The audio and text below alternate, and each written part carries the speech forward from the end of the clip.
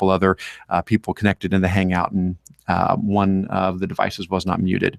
All right, so let's go ahead and we'll get started. So first off, we do these meetings about once a month. We try to. Sometimes we end up having to cancel them for other conflicts, or in the summer we don't typically do them a whole lot, but we typically do these once a month. So we would absolutely invite you guys back. Usually it's the third Friday of the month, typically from 9 a.m. to 11 a.m. Eastern Time.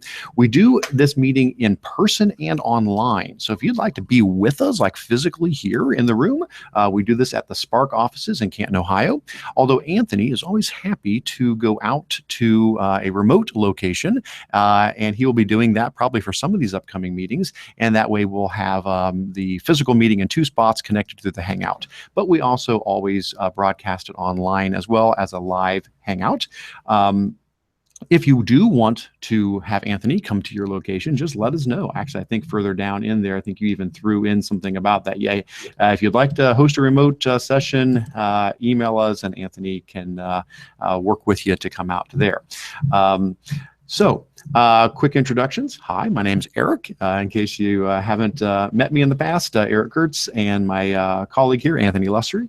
We are tech integration folks at Spark. Spark is a information technology center in Northeast Ohio, serving Stark County and Portage County, as well as some other surrounding areas.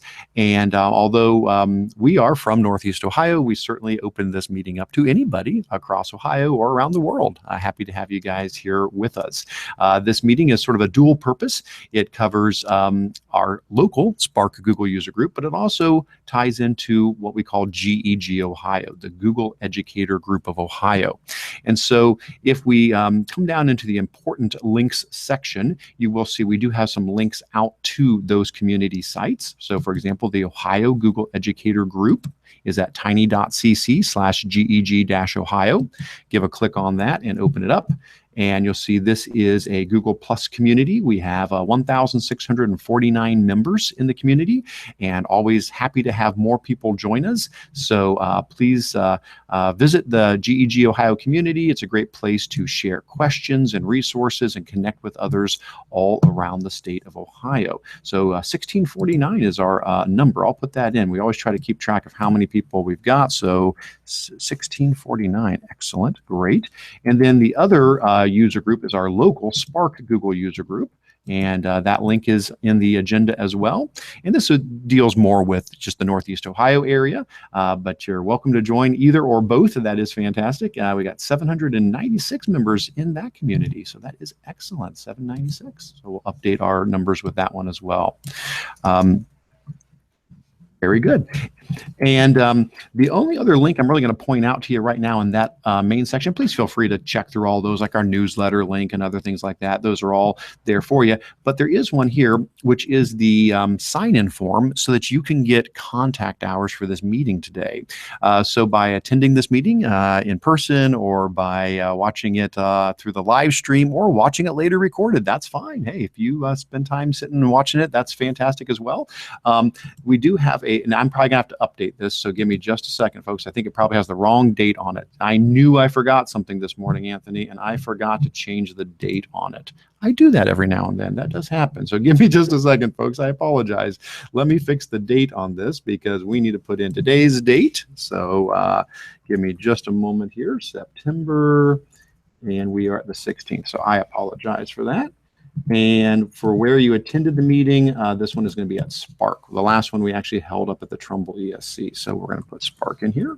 Spark or online, either one is fine. All right, so I apologize for that, folks. Go ahead and reload that form if you would like to sign in, and you can go ahead and include the date you attended and where you attended the meeting at. The information we collect there, we don't give to anybody else or anything like that. I do turn numbers in to Google. They like to know how many people attend the meeting, so I let them know how many were there. But the reason why we collect your email address is to send out the certificate of attendance to you, so you can get your contact hours for the meeting. So we appreciate you filling that out if you get a chance. All right, upcoming events. Couple of things on the horizon here to mention for you guys. We like to mention any upcoming webinars that we do. Anthony and I try to do a couple of webinars a month, usually not in the summer, but we're back to the school year now, so we are doing webinars again. In September here, we each do have one webinar coming up. I'm going to be doing one on fantastic feedback tools for Google Docs.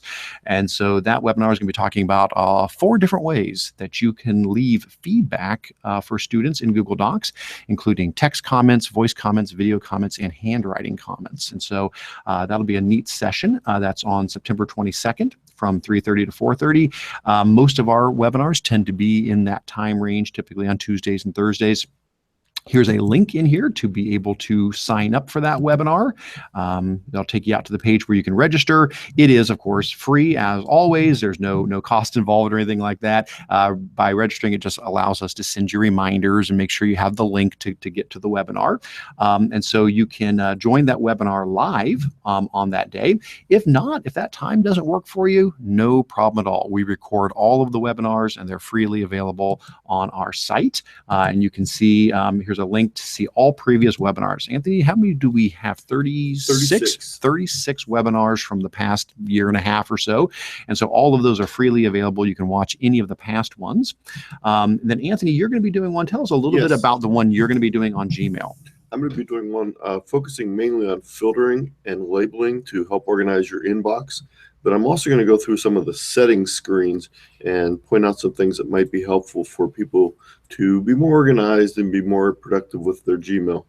And then I don't have it on the list, but I know what I'm going to be doing for the next month. I've already decided and don't have a date picked yet, but that's going to be on extensions for Google Sheets. Fantastic. Excellent. And then it doesn't look like we have a link yet to register for your Gmail one, but I'm sure you'll have that up shortly. So, and you can always get to those from our tech integration page at ti.apps.spark.org/pd. That'll take you out to the tech integration page where you can see here's the link for the feedback tools, and Anthony will be adding his in there as well shortly. So definitely take advantage of the previous webinars, grab the new ones that are coming up, and don't forget you can get a certificate of attendance for those as well. There's a short little quiz at the end of each webinar you can take, and to prove you watched it, and you'll get emailed a PDF certificate of attendance for 1 hour for any of those. Great way to pick up some extra hours that you might need. Below that, we do have some conferences. Now, if you're not from Ohio, and you're listening from somewhere else, these may not apply to you, but for anybody that's around here, we've got the NeoTi conference coming up at Orange High School on October 1st. We've got the East Central Ohio ESC PD conference on October 14th down in the New Philadelphia area. We've got the Learn 21 conference on November 3rd in Columbus. The IdeaStream Education Technology up in Cleveland on November 15th. I will be at several of these. I don't believe I'll be at all of them, but I know I am presenting at a couple of these. These are all excellent conferences. I would recommend them to anybody. So if you're looking for some conferences to plug into here in the fall, please do. And Eric, along those lines, I try to keep a list on the calendar on our ti.apps.spark page of upcoming proposal deadlines, so you can get a chance to sign up and present at some of these conferences. And I try and do both regional and national conferences. That's excellent. Yeah, we absolutely want to encourage people to move from just being an attender at a conference to being a presenter. I think that's one of the greatest things is just getting a chance to share what you're doing. And we appreciate everybody who, for example, presents at our Spark conference that we have each August, which we had back at the start of the year here, school year. And that was, again, a success, mostly due to the fantastic presenters that come to present. And one of the deadlines that's looming at the end of this month will be the OETC conference, the Ohio Technology Conference. Yeah. So chance to present at a statewide conference. You need to get your application in by the end of the month. And if you don't mind, Anthony, if you get a chance during the session, if one or both of us, let's see if we can throw that link in under the upcoming conferences as well, because I definitely want to encourage people to not miss that opportunity to present at the OETC conference. And the ISTE one is also coming up for a deadline at the end of this month. So ISTE, the National ISTE Conference, will be in Texas this year. So absolutely. All right. Well, I think that covers all the little intro stuff. I think we're about ready to get into the meat of things here. What we typically do in the meetings after our little intro there is we spend some time talking about what is new in Google Apps. This is hopefully your one-stop shop to find out everything new that Google did in the last month. And then after we go through all of the new things Google has released, then we'll take whatever time we have left and look at any questions you guys have. So again, please feel free to throw things in the Q&A section of the document. And as far as show and tell as well, if you got something that you would like to share, a neat thing that you are doing with Google Apps in your district. And again, feel free to put in answers as well as questions if you have something to respond to somebody's question. All right. So again, when we talk about what's happened in the last month, we typically mean the last 30-ish days. So it's not just a month of August, but actually anything from the last meeting. So going back 30 days gets us to middle of August, and that's where we're going to start here today, talking about what's new in Google Apps. Now, there's a big list here, so I mean, we're not going to drill deep into every one of these, or we would spend the whole entire time on that, but we definitely are going to touch on each one, and some of them a little deeper than others. So the first thing that is new in Google Apps is a change to Hangouts on Air. This one was a bit of a surprise. Now, we do a lot with Hangouts on Air. This is a Hangout on Air right now. If you're listening to me, you're listening to a Hangout on Air. And that's what we use for all of our webinars as well. It's a fantastic way to do a broadcast video and to have it automatically recorded. Well, they let us know back in middle of August that Hangouts on Air is moving to YouTube Live instead. So it used to be that if you wanted to do a Hangout, you would do that from Hangout on Air, you would do that from Google+. You'd go into Google+ and you'd find your Hangouts link there. And from there, you would fire up Hangouts on Air and you would schedule it and launch it from there. Not anymore. This is now happening in YouTube. So I'm going to show you how that works real quick. I'm going to drag over a different screen here so you guys can see this. Let me find the screen. Here we go. This is, I'm going to pull up my YouTube. I know you can't see it yet. I'm getting it pulled up on the other screen. I'm going to drag it over. Here we go. Here it goes. Okay, now you should be able to see it. Okay, so here's YouTube. And of course, now everybody's going to see all the videos I watch. That's always the dangerous thing. Yes, I do like to watch John Oliver and The Late Show with Stephen Colbert. So yes, those videos are showing up there. But when you go to YouTube now, if you look in the top left-hand side, there's if you have a YouTube channel set up, you'll find your link for my channel. That'll take you to your YouTube channel. And once you go to the My Channel link, you'll see a link here for the Video Manager up at the top. And this is the screen where you see all of your videos that you've ever created. So all of your uploads and all of your live streams and all of those things are there. Well, down the left-hand side, after you get to your Video Manager, down the left-hand side, you've got a bunch of links, and one of them is live streaming. That's where they've moved Hangouts on Air. So you go to live streaming, go ahead and expand that, and then below there, you'll see Stream Now, and you'll see Events, okay? And so when you go to Events, that is where it'll show all of your live streamed events, and that's where up in the top right there is a button that says New Live Event, and you can go up there and you can click on that button, and that will allow you to create a new live event. And so this is basically the replacement for Hangouts on Air as far as scheduling it. Now, when you run the Hangout on Air, it looks the same. I mean, in the Hangout, that's no difference. The same buttons. It looks just like a regular Hangout on Air. But setting it up, this is where the setup now happens. You put in the title, you pick the date, whether it's going to be today or in the future, put in your description, decide if it's public, private, or unlisted, and then right here, you choose Quick using Google Hangouts on Air. And that's it. If I were to go ahead and if I were to schedule that for some time out in the future, let me go ahead and pick one of these dates just so that we can see what that looks like. So if I picked a date out in the future and if I gave it a title, I could click Create Event, and it would basically create that Hangout on Air for that future date. So just so you know, that is where all of that is at now. They have moved that over to YouTube Live. This is really our first official use of that. I've played with it. I've tried it out a few times. So hopefully everything goes well today with it and this is working properly. But that is where Hangouts on Air is now going to be launched from. All right. Next up. This was a big one. The ability to add images to the questions and answers in Google Forms. Fantastic. Used to be that when you were doing a Google form, you could add images, but you had to add an image as a separate item from the rest of the questions in the form. And that wasn't like a real big problem, except if you ever turned on the option to shuffle your questions, well, it shuffled the images as well. And so your images would not necessarily be next to your questions.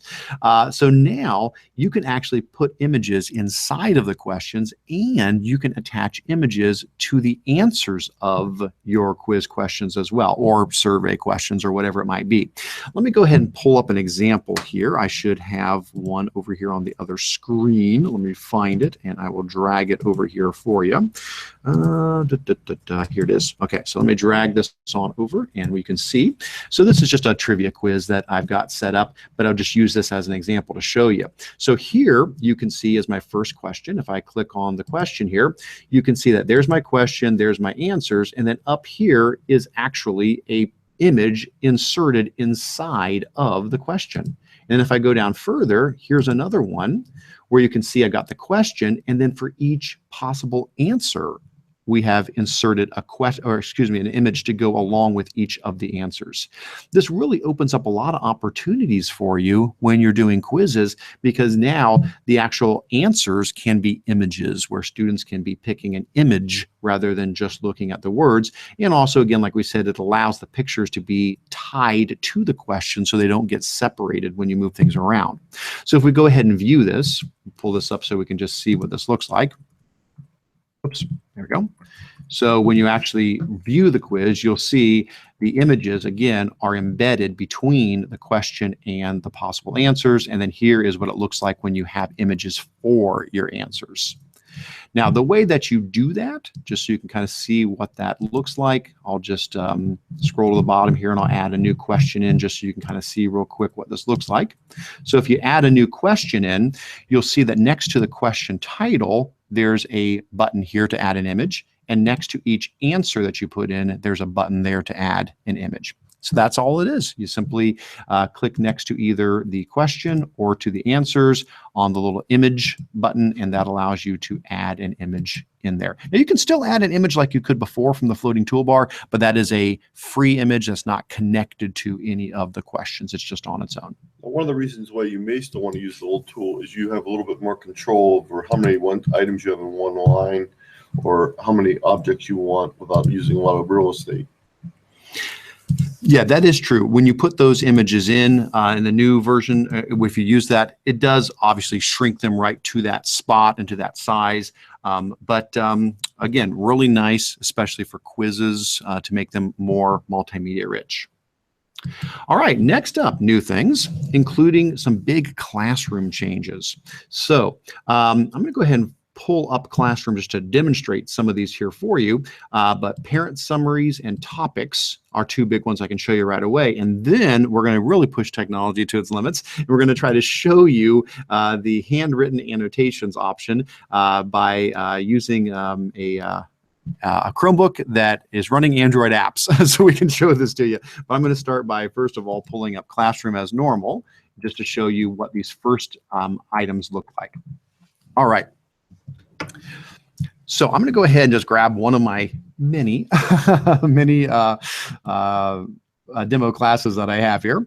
And to show you some of the new features in here, one of them is the ability to invite parents to get summaries of information from how their kids are doing in classroom.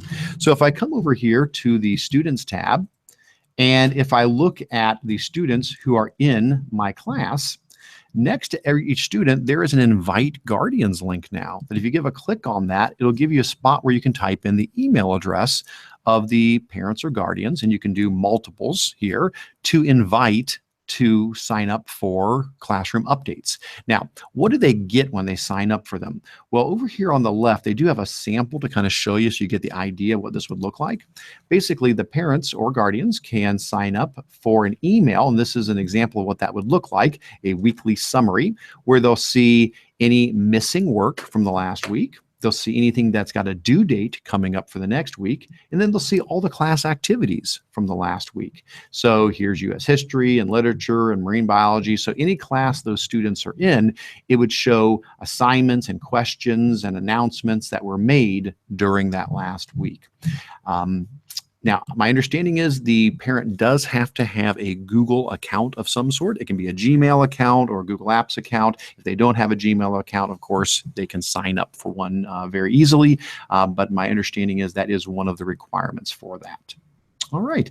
The other thing that came out with Classroom was the ability, when you create things in your stream, to put them in categories or topics. We didn't used to have that. So if I come here and I create an announcement or an assignment, I'll just put in just testing. I can now, when I do that, come here where it says topic, and I can create topics to organize things in my stream. Now, this is nice because the stream can become a real big just mess collection of announcements and assignments and questions, and it can get pretty long and maybe difficult to filter down through. So now you can say I want to create a topic, and it could be, chapter 1 if you want to do it by, the chapters or the units or whatever, however you want to organize your information. But if I go ahead and post this now and I use chapter 1 as my topic, what's going to happen is I'm going to now get down the left-hand side a topics section here where I can say, let's narrow down. I don't want to see the entire stream. I just want to see things from chapter 1 or chapter 2 or whatever you might be using to categorize these things. And if I click on that, it'll now filter down the stream to just that. So an easier way for you to be able to give content to your students inside of Classroom. All right, the next thing, and this is the one where I said we're going to be creative here and we'll see if this works.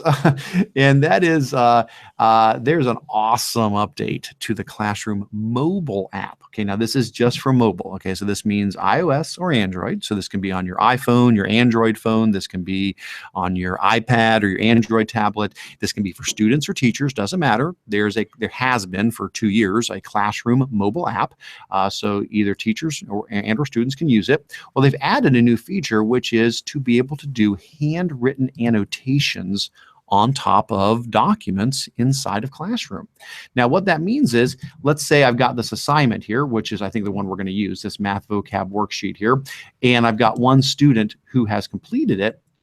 Normally, if I go in and open up their Google Doc, I have several options for leaving feedback, but one I don't have is handwriting, just to go in and scribble on top of their document.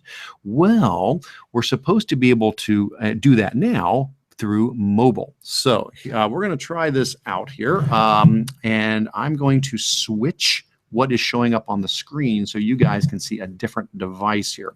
So yeah, we're gonna try our best here. I'm going to come down and find it. Here it is, and I'm going to say present to everyone, and that should change. Let's see if that.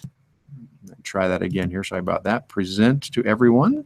I think it is presenting now. Now let's make sure. Let's make sure we didn't just lose that. Let me see, where did the other device go that had this? I want to make sure it's actually showing. If somebody doesn't mind who's watching this, if you want to throw a note in there to let me know, can you see the Google Classroom app? It should say Math Vocab Worksheet for Webinar on there. I want to make sure that is actually showing. You're not playing that, Anthony. You'll have to refresh that if we want to see it there. Checking to see if anybody can see that or not. Seeing you. You're seeing me still. Oh, well, that's no good. All right, so I wanted to have it present. Let me try it again. Present to everyone. Is it? Nope, still not doing it. Still seeing me. Where is your Hangout window in here, Anthony? You may have to try.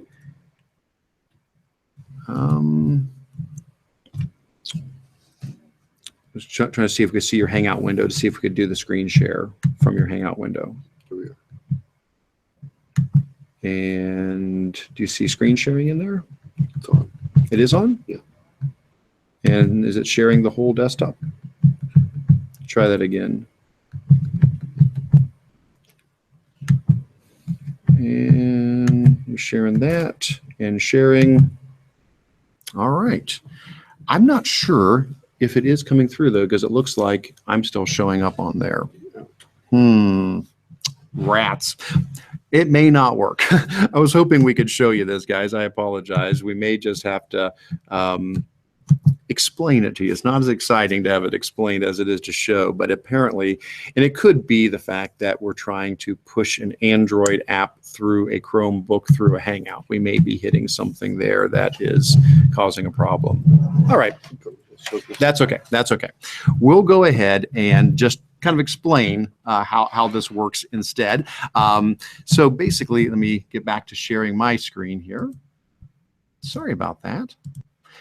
So here's basically what it comes down to is if you have the mobile app for Android or iOS, you can now go in and open up your students' documents. And when you do, you get a special pencil icon in there that you can click on. And what it does is it allows you then to actually write on the student's document. And you can use a pencil, a pen, or a highlighter. You can also change the color, and you can also change the thickness of that when you write on that. I don't know, Anthony, I could probably use use my camera. Yeah, Let's try that here. Let me try to use my camera and see if I can do that. I know this is not going to be as easy because it's going to be, but we'll try it. Okay, here.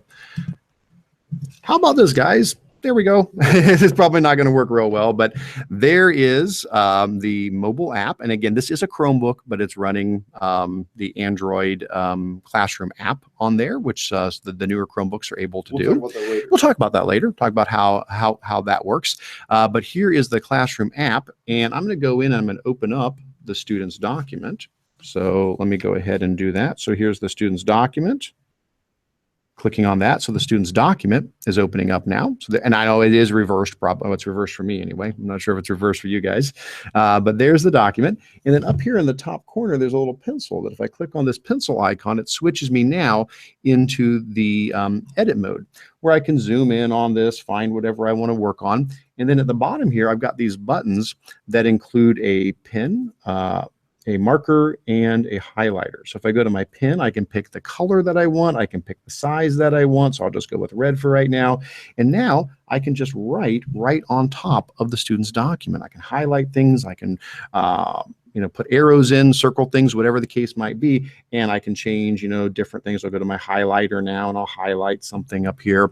And so the point is I can write right on my student's document, and so can the kids. So this would be great for you as a teacher to leave more natural feedback, to be able to put in notes for the student in your own handwriting, to point out things that need to be changed in their document. But this could also be great for students if they're doing, let's say, like a math worksheet, and that you want them to actually show all the steps in the math problem. You can do that with GMath and some other things, but wouldn't it be nice just to have the kids open up the Google Doc, use the pencil icon, and go into this handwriting mode and actually write out all the steps of the math problem?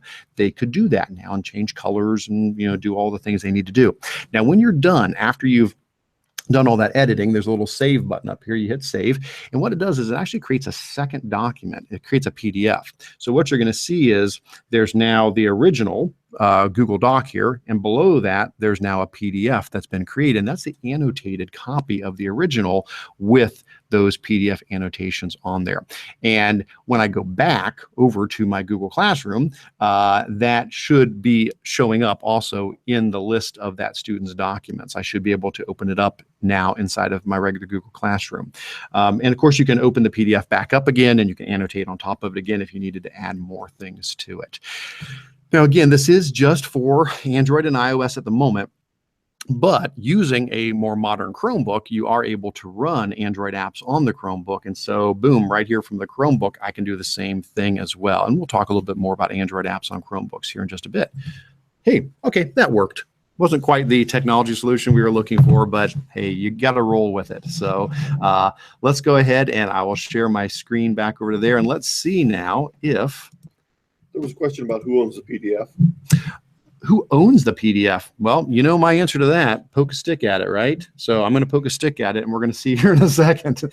So here is my classroom again. Let me go to that test user. And let's see if it's come through yet. This should be the right classroom, unless I'm in a different one. Am I in the right one? Let me see.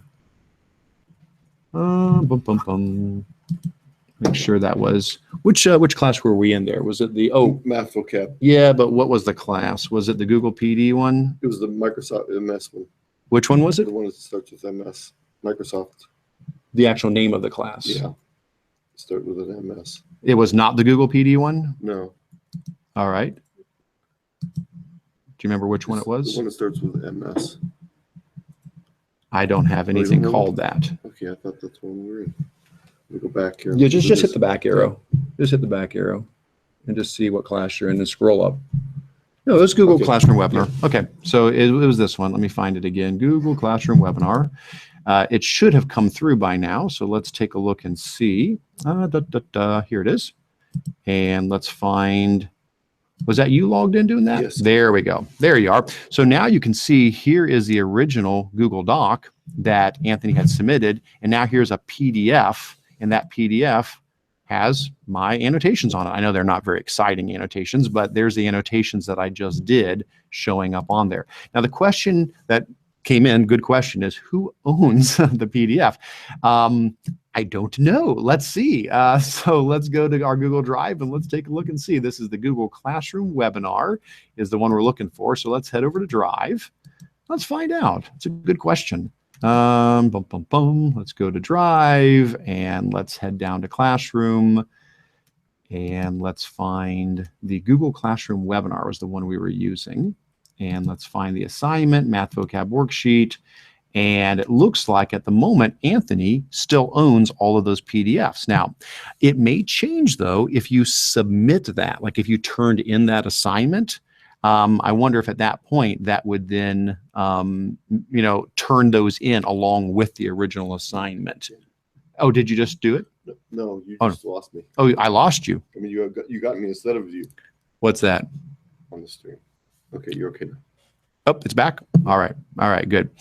So, so yes, it does look like the ownership of the PDF follows the ownership of the document. So when the student submits their document, if I made annotations on it, then I would be the owner of the document and the PDF. When I return the assignment back to the student, my guess is it would go back to the student as well for ownership. But again, it is just a PDF.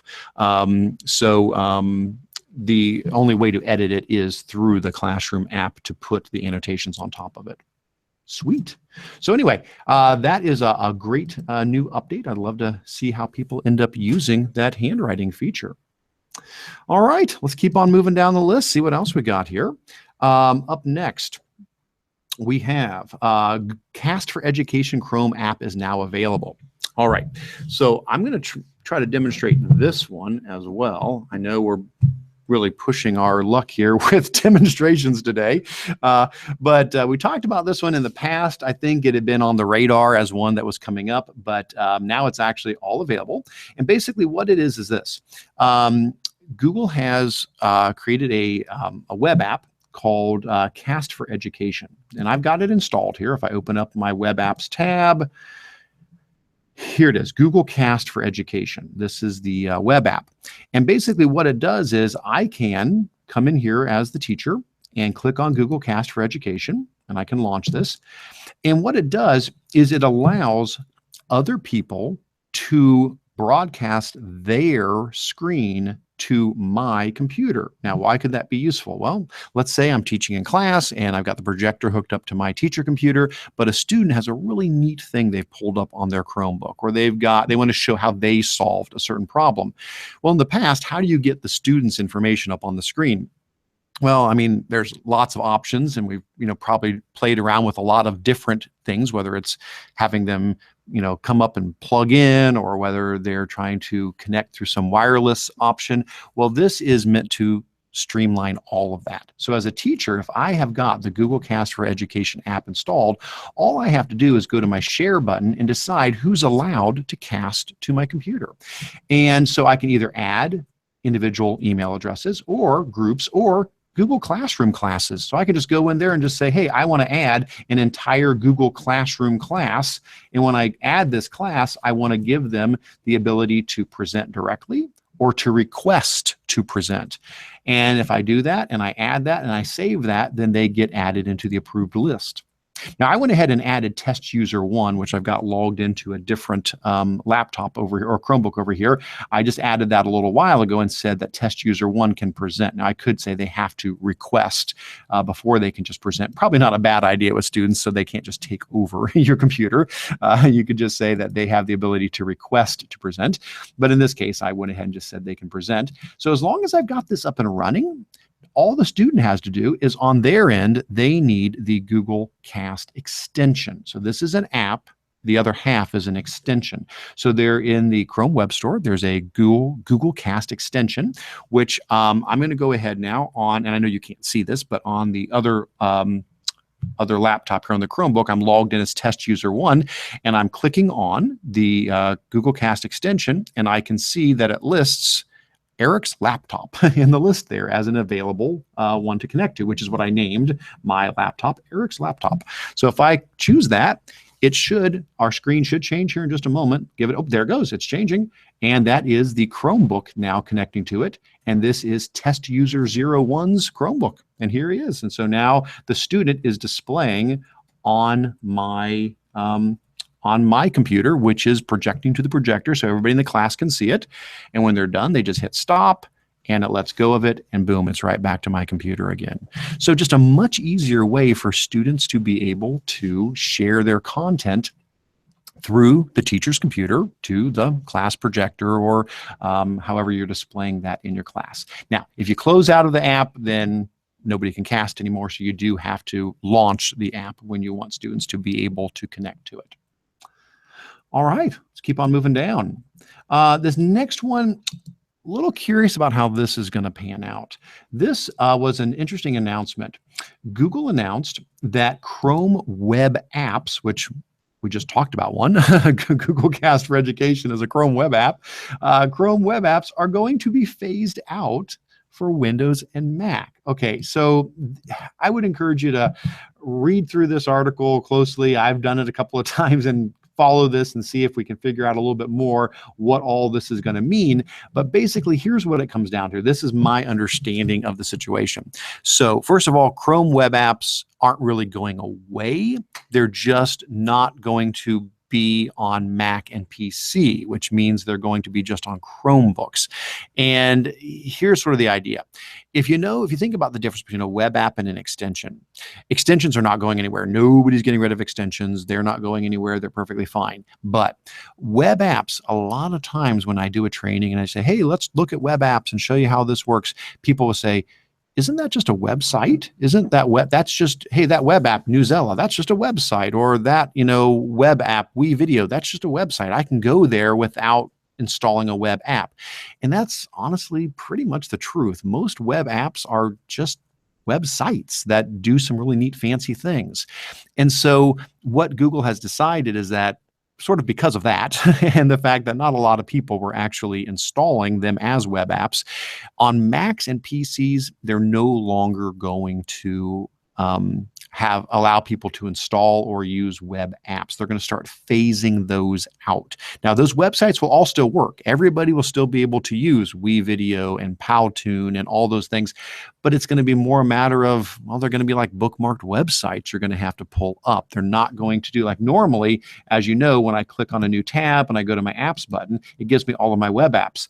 My understanding, and I may be wrong, but my understanding is that's going away for Macs and PCs, which I'm running. I'm running a Mac with Windows on it. So I guess I'm actually running a PC technically, that this is going to go away and we're not going to have that option.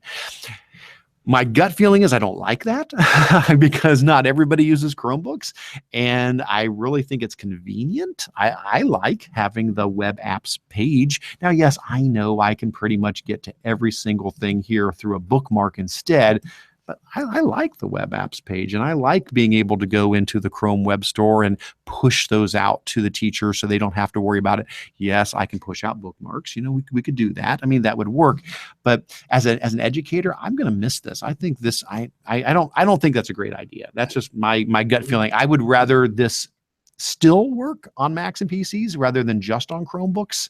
But they said that is their plan, is that over the next 2 years, there's going to be a gradual phase out. And they talk about how that's going to happen, that in late 2016, they say new Chrome apps will only be shown to Chrome OS users. So if somebody adds a new Chrome web app to the web store, it won't show up for Mac and Windows. It'll just show up for Chromebooks.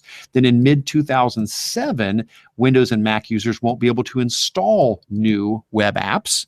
And then in early 2018, old existing web apps that you had installed in the past will no longer work or just won't show up anymore on Windows and Mac. So over the next 2 years, we're supposed to see that phase out occur. I have a prediction on that. Okay. Unfortunately, it's not great, but I think what you're going to see is a lot of these people moving to a Chrome extension. And unfortunately, that'll eat up some memory when it's running, as opposed to the app did not. But it's pretty easy to build the same sort of functionality into an extension. I actually even did one myself the other day, which means it's really easy, so that you could have those pages where the app is basically taking you to a web page. You can do it as an extension also. But as we know, that eats up memory. No, you're absolutely right. And there are some extensions that feel like they should be a web app, like Screencastify. It's so powerful. It feels like it should be a web app, but it's actually an extension. But Anthony, you're right on the money there. Extensions are running. They're actually using up memory all the time while they're up there. So I don't know what's going to come out of this yet. On a Chromebook, we shouldn't see any difference. Everything should still function the same. You should still be able to push out web apps and extensions. Well, extensions aren't going anywhere. So again, yeah, I don't want to scare anybody with that. Extensions aren't going away. But the whole web app screen where you come here and you can see all your apps, but that also means the Chrome Web Store listing apps. That was such a great way to find things. Also, that's my other thing that I'm sad about, is not only won't I have a web apps page to launch them from, if I can't go to the Chrome Web Store and from the Chrome Web Store choose apps and then come down and choose education and find neat new web apps. I mean, I liked doing that. That was a good way for me to every now and then go in and just browse through and say, hey, I never heard of that one. Like just the other day, I was doing this and I came across one called, oh shoot, I'm going to forget it now, but it was one where you are writing stories and it's like a collaborative story writing thing. I don't even remember now what it was. I probably won't be able to find it now. Oh, Story Wars. Yeah, so Story Wars. Just came across this one the other day. And Story Wars, yeah, it's a website. I understand that. It is a website. It doesn't need to be in the App Store. I totally get that. But that's where I found it because I like going there to find it. It's where you can collaboratively write new chapters of a story, you know, and so you build this story with a lot of different people collaboratively working on it. I think that can be a really fun thing for students to encourage creative writing.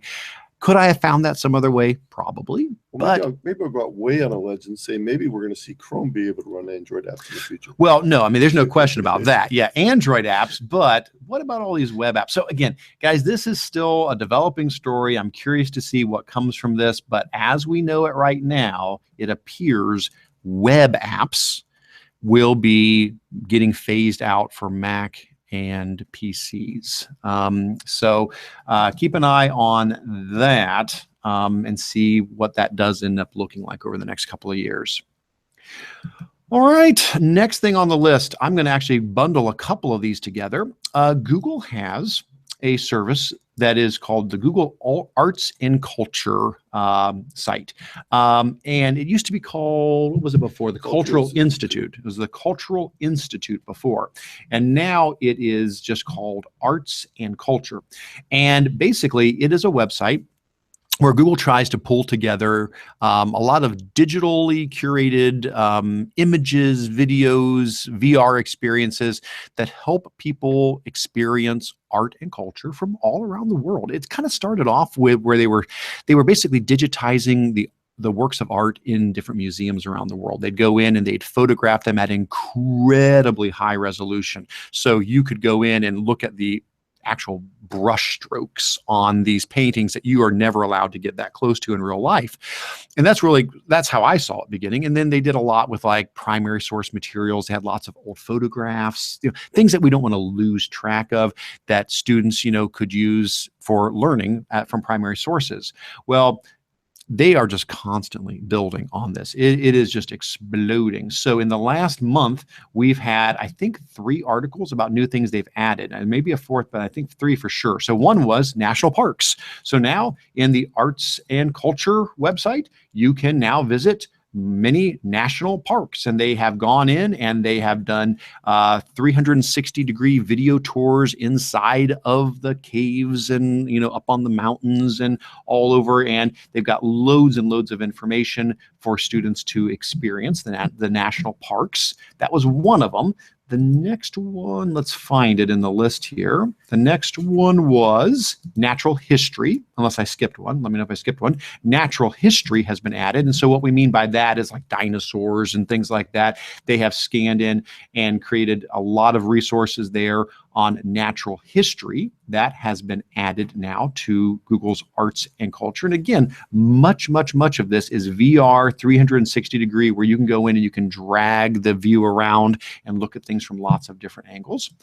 And then, oh yeah, there are 4. Then they did African American history. And so that was, no, those were expeditions. Okay, that's why I thought those were expeditions. It was British political history. There it is. Yes. So the 3rd one added to arts and culture is British political history.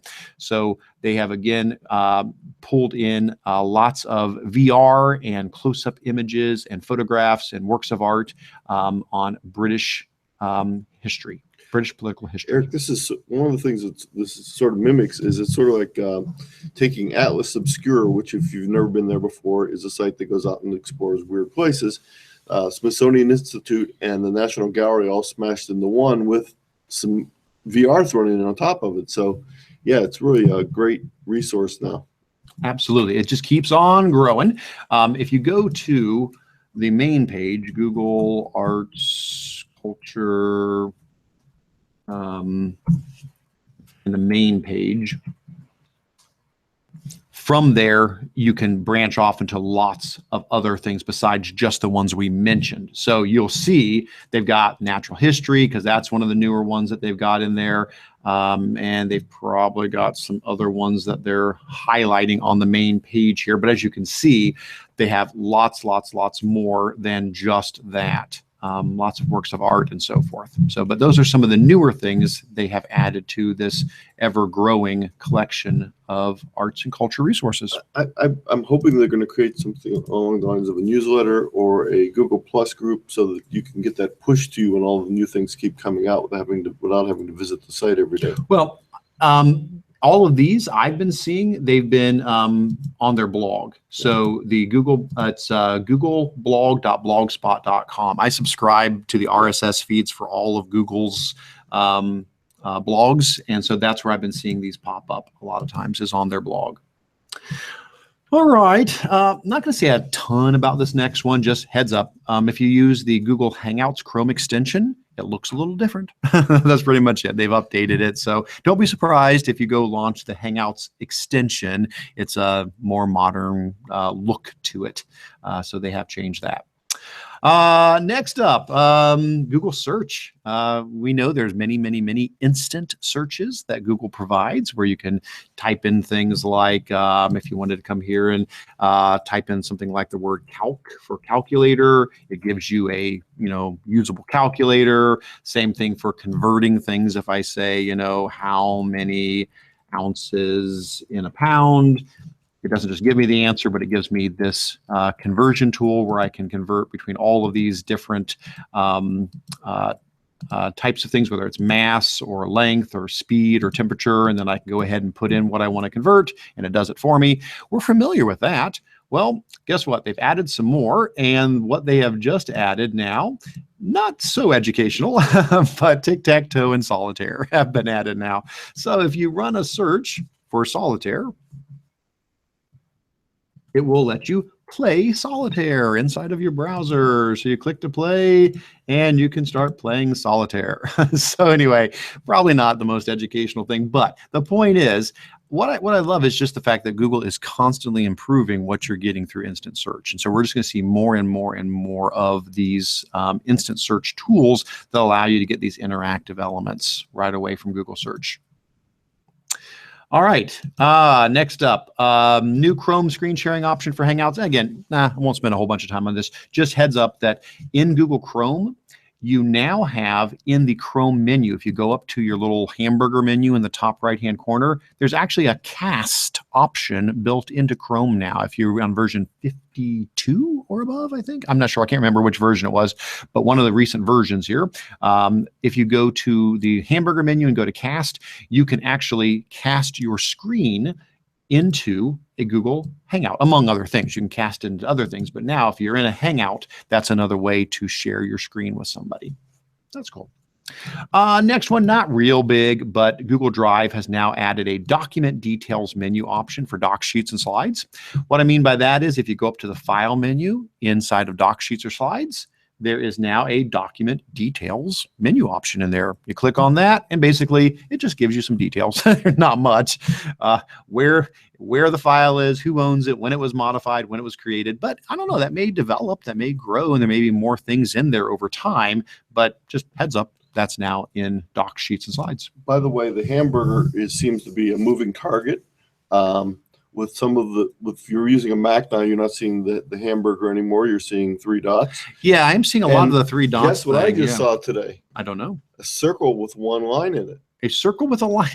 So basically, it's whatever icon at the moment Google is currently putting in the corner. Soon we just got to say click in the upper right hand corner. Yeah. By the way, we're not gonna go in detail on it, but if you, the trivia question is, what color is the Drive button, not the new button in Drive? That changed about 6 weeks ago. Yeah, it's blue now, which surprised all of us. Yeah, the new button went from red to blue just because Google thought we needed to update all of our help guides. Yes. And everything we've ever said, click on the big red button. Guess what? It's not red anymore. Ooh.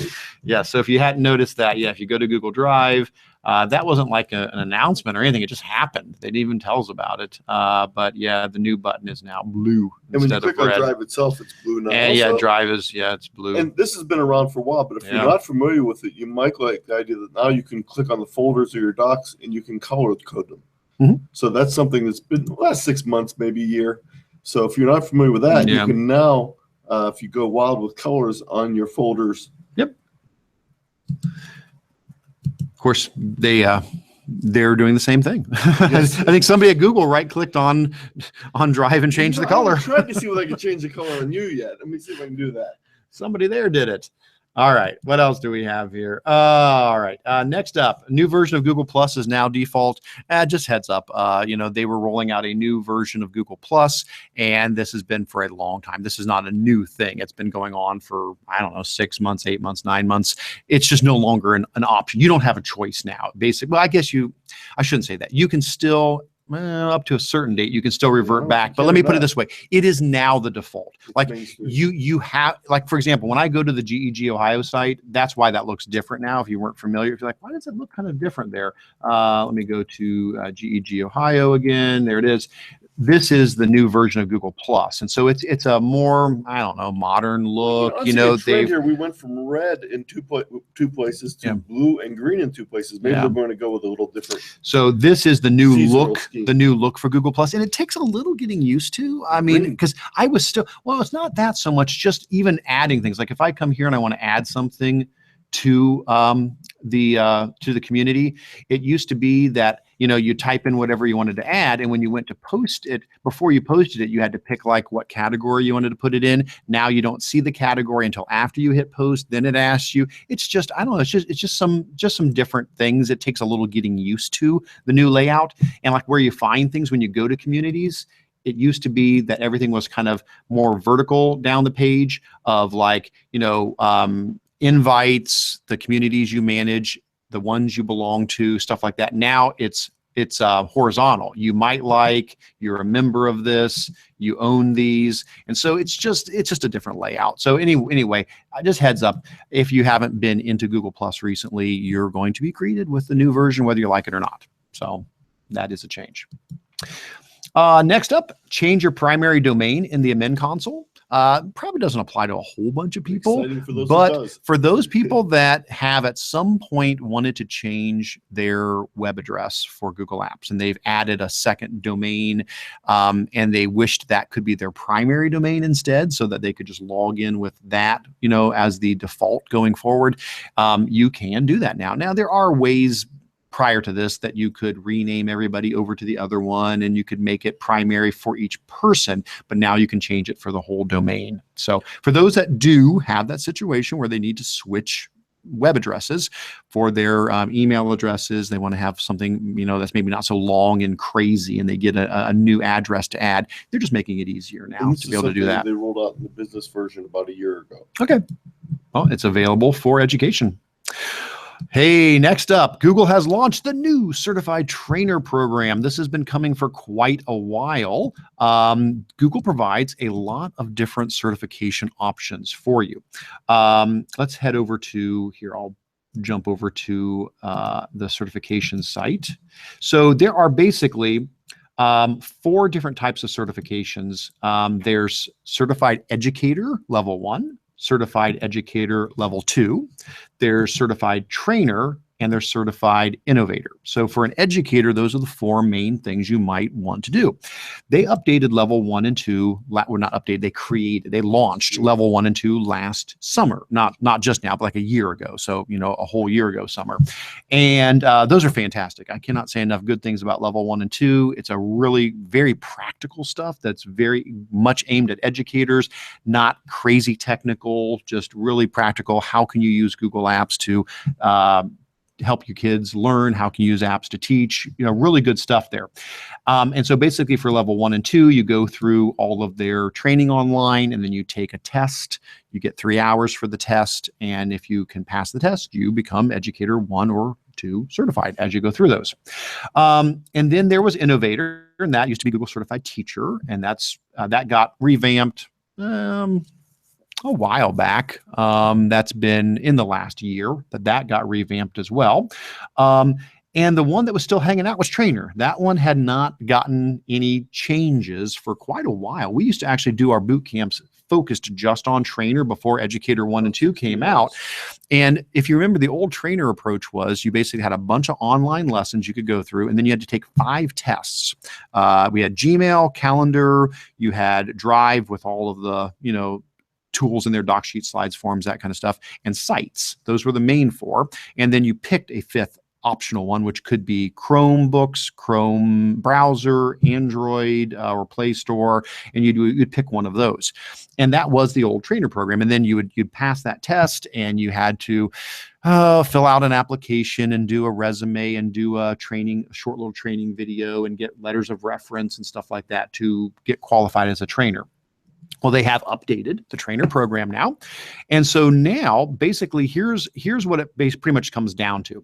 What they've done now is these are the different things you got to do. They have a Trainer course, which is very much like Educator 1 and 2. Same idea. I'll pull up here in a second and show you. Same idea. You're going to go in and you're going to go through these online tutorials and trainings. And when it's done, you'll take a test. So a lot like Educator 1 and 2, there'll be an online test that you take to show that you have knowledge in the practical training and use of Google Apps for Education.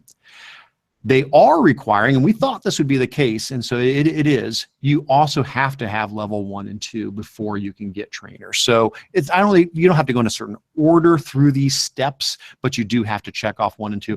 I think it would make sense to do 1 and 2 first, probably, before you then go into the Trainer course. But it does cost money for the tests. Educator Level 1 is $10, $25 for Level 2. So you'll do Level 1 and Level 2, probably get those out of the way first. Then you'll do the Trainer course. You'll take the Trainer test. And then they'll have you film a little video to show that you can teach something. And then you'll fill out an application at that point to submit everything in. To stay a trainer, you have to do trainings. You got to average 1 a month. So 12 trainings throughout the year, you submit those. And then you also have to share resources with the community of trainers. You have to be willing to share things you create with the other trainers.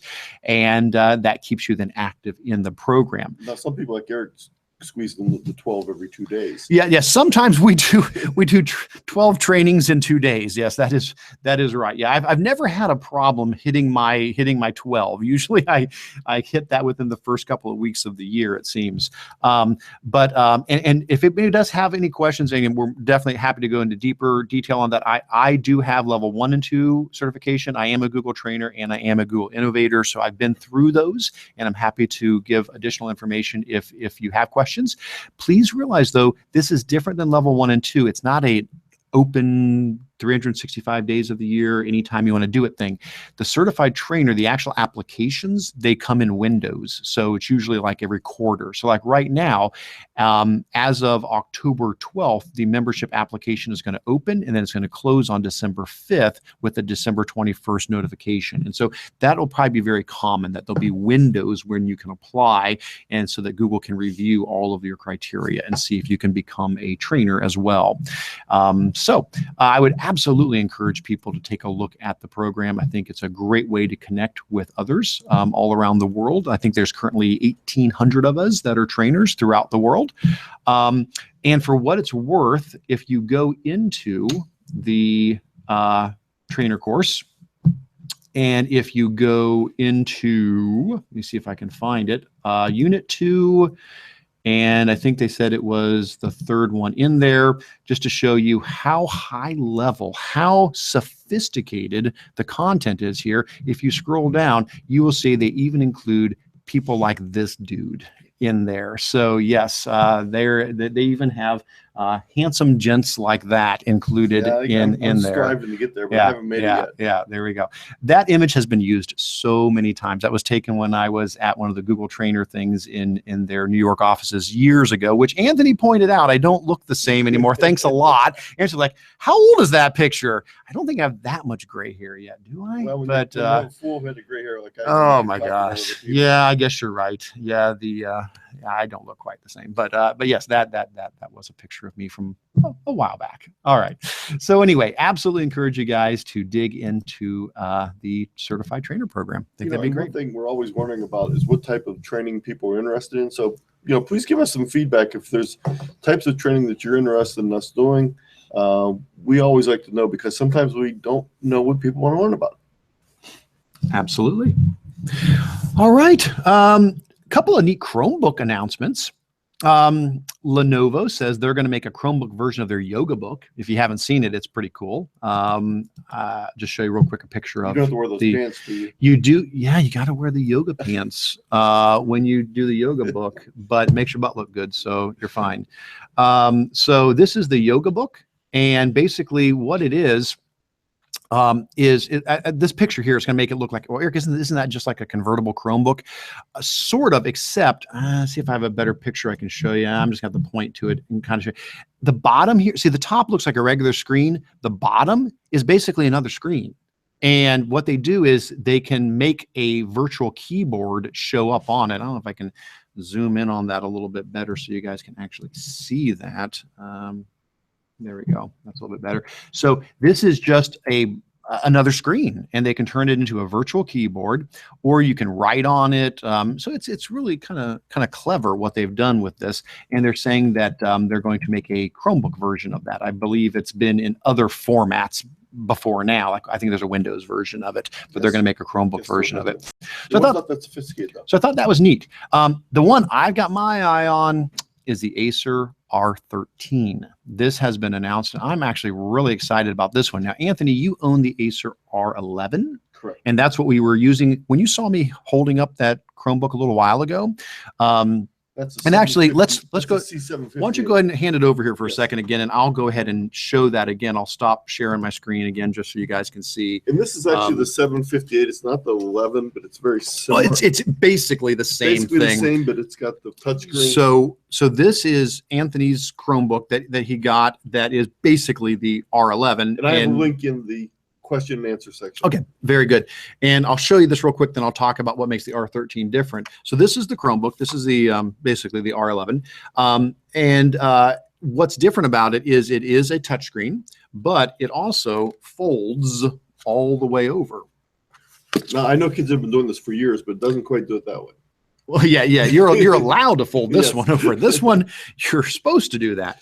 And it is a touch screen, and because it's one of the newer Chromebooks, it already runs Android apps, Correct. which we can chat about here a little bit more later. Now, eventually, hopefully, pretty much every Chromebook will, but this is one of the ones that got that early access to be able to run Android apps on a Chromebook. But this is typically under 300, right? Yes, right at 300. Two high 200s. So at the moment, which makes sense. I mean, most Chromebooks are usually, 150, 180, 200. But once you start throwing in a touch screen and some of those other features, it does start jumping up a little bit. So that was Show them the tent mode real quick, because the tent mode. If you have no problem, if you're really comfortable about what You you're just typing, mean like putting it like yes, this. if you're really comfortable with what you're typing, you can have someone else see the display while you're using the keyboard and mouse. So I think I want to put a little mirror in front of people so I can see that when I'm using the tent mode. But now the one that I'm excited about, not that I love that one too. I think that one's really neat. Yeah, the one that I'm excited about is the R13.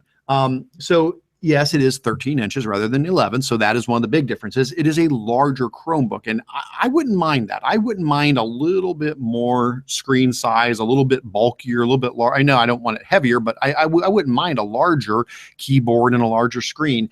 But it's not just that it's 13 inches and being larger, but it's HD. And that's something I've really been hoping for in a Chromebook. It's a 1920 by 1080 screen. So it's a full 1080p HD screen. Most Chromebooks are like 1366 by 768. So this is a much higher resolution screen, which is great if you're running something like TweetDeck and you want to get 5 columns of hashtags going at once.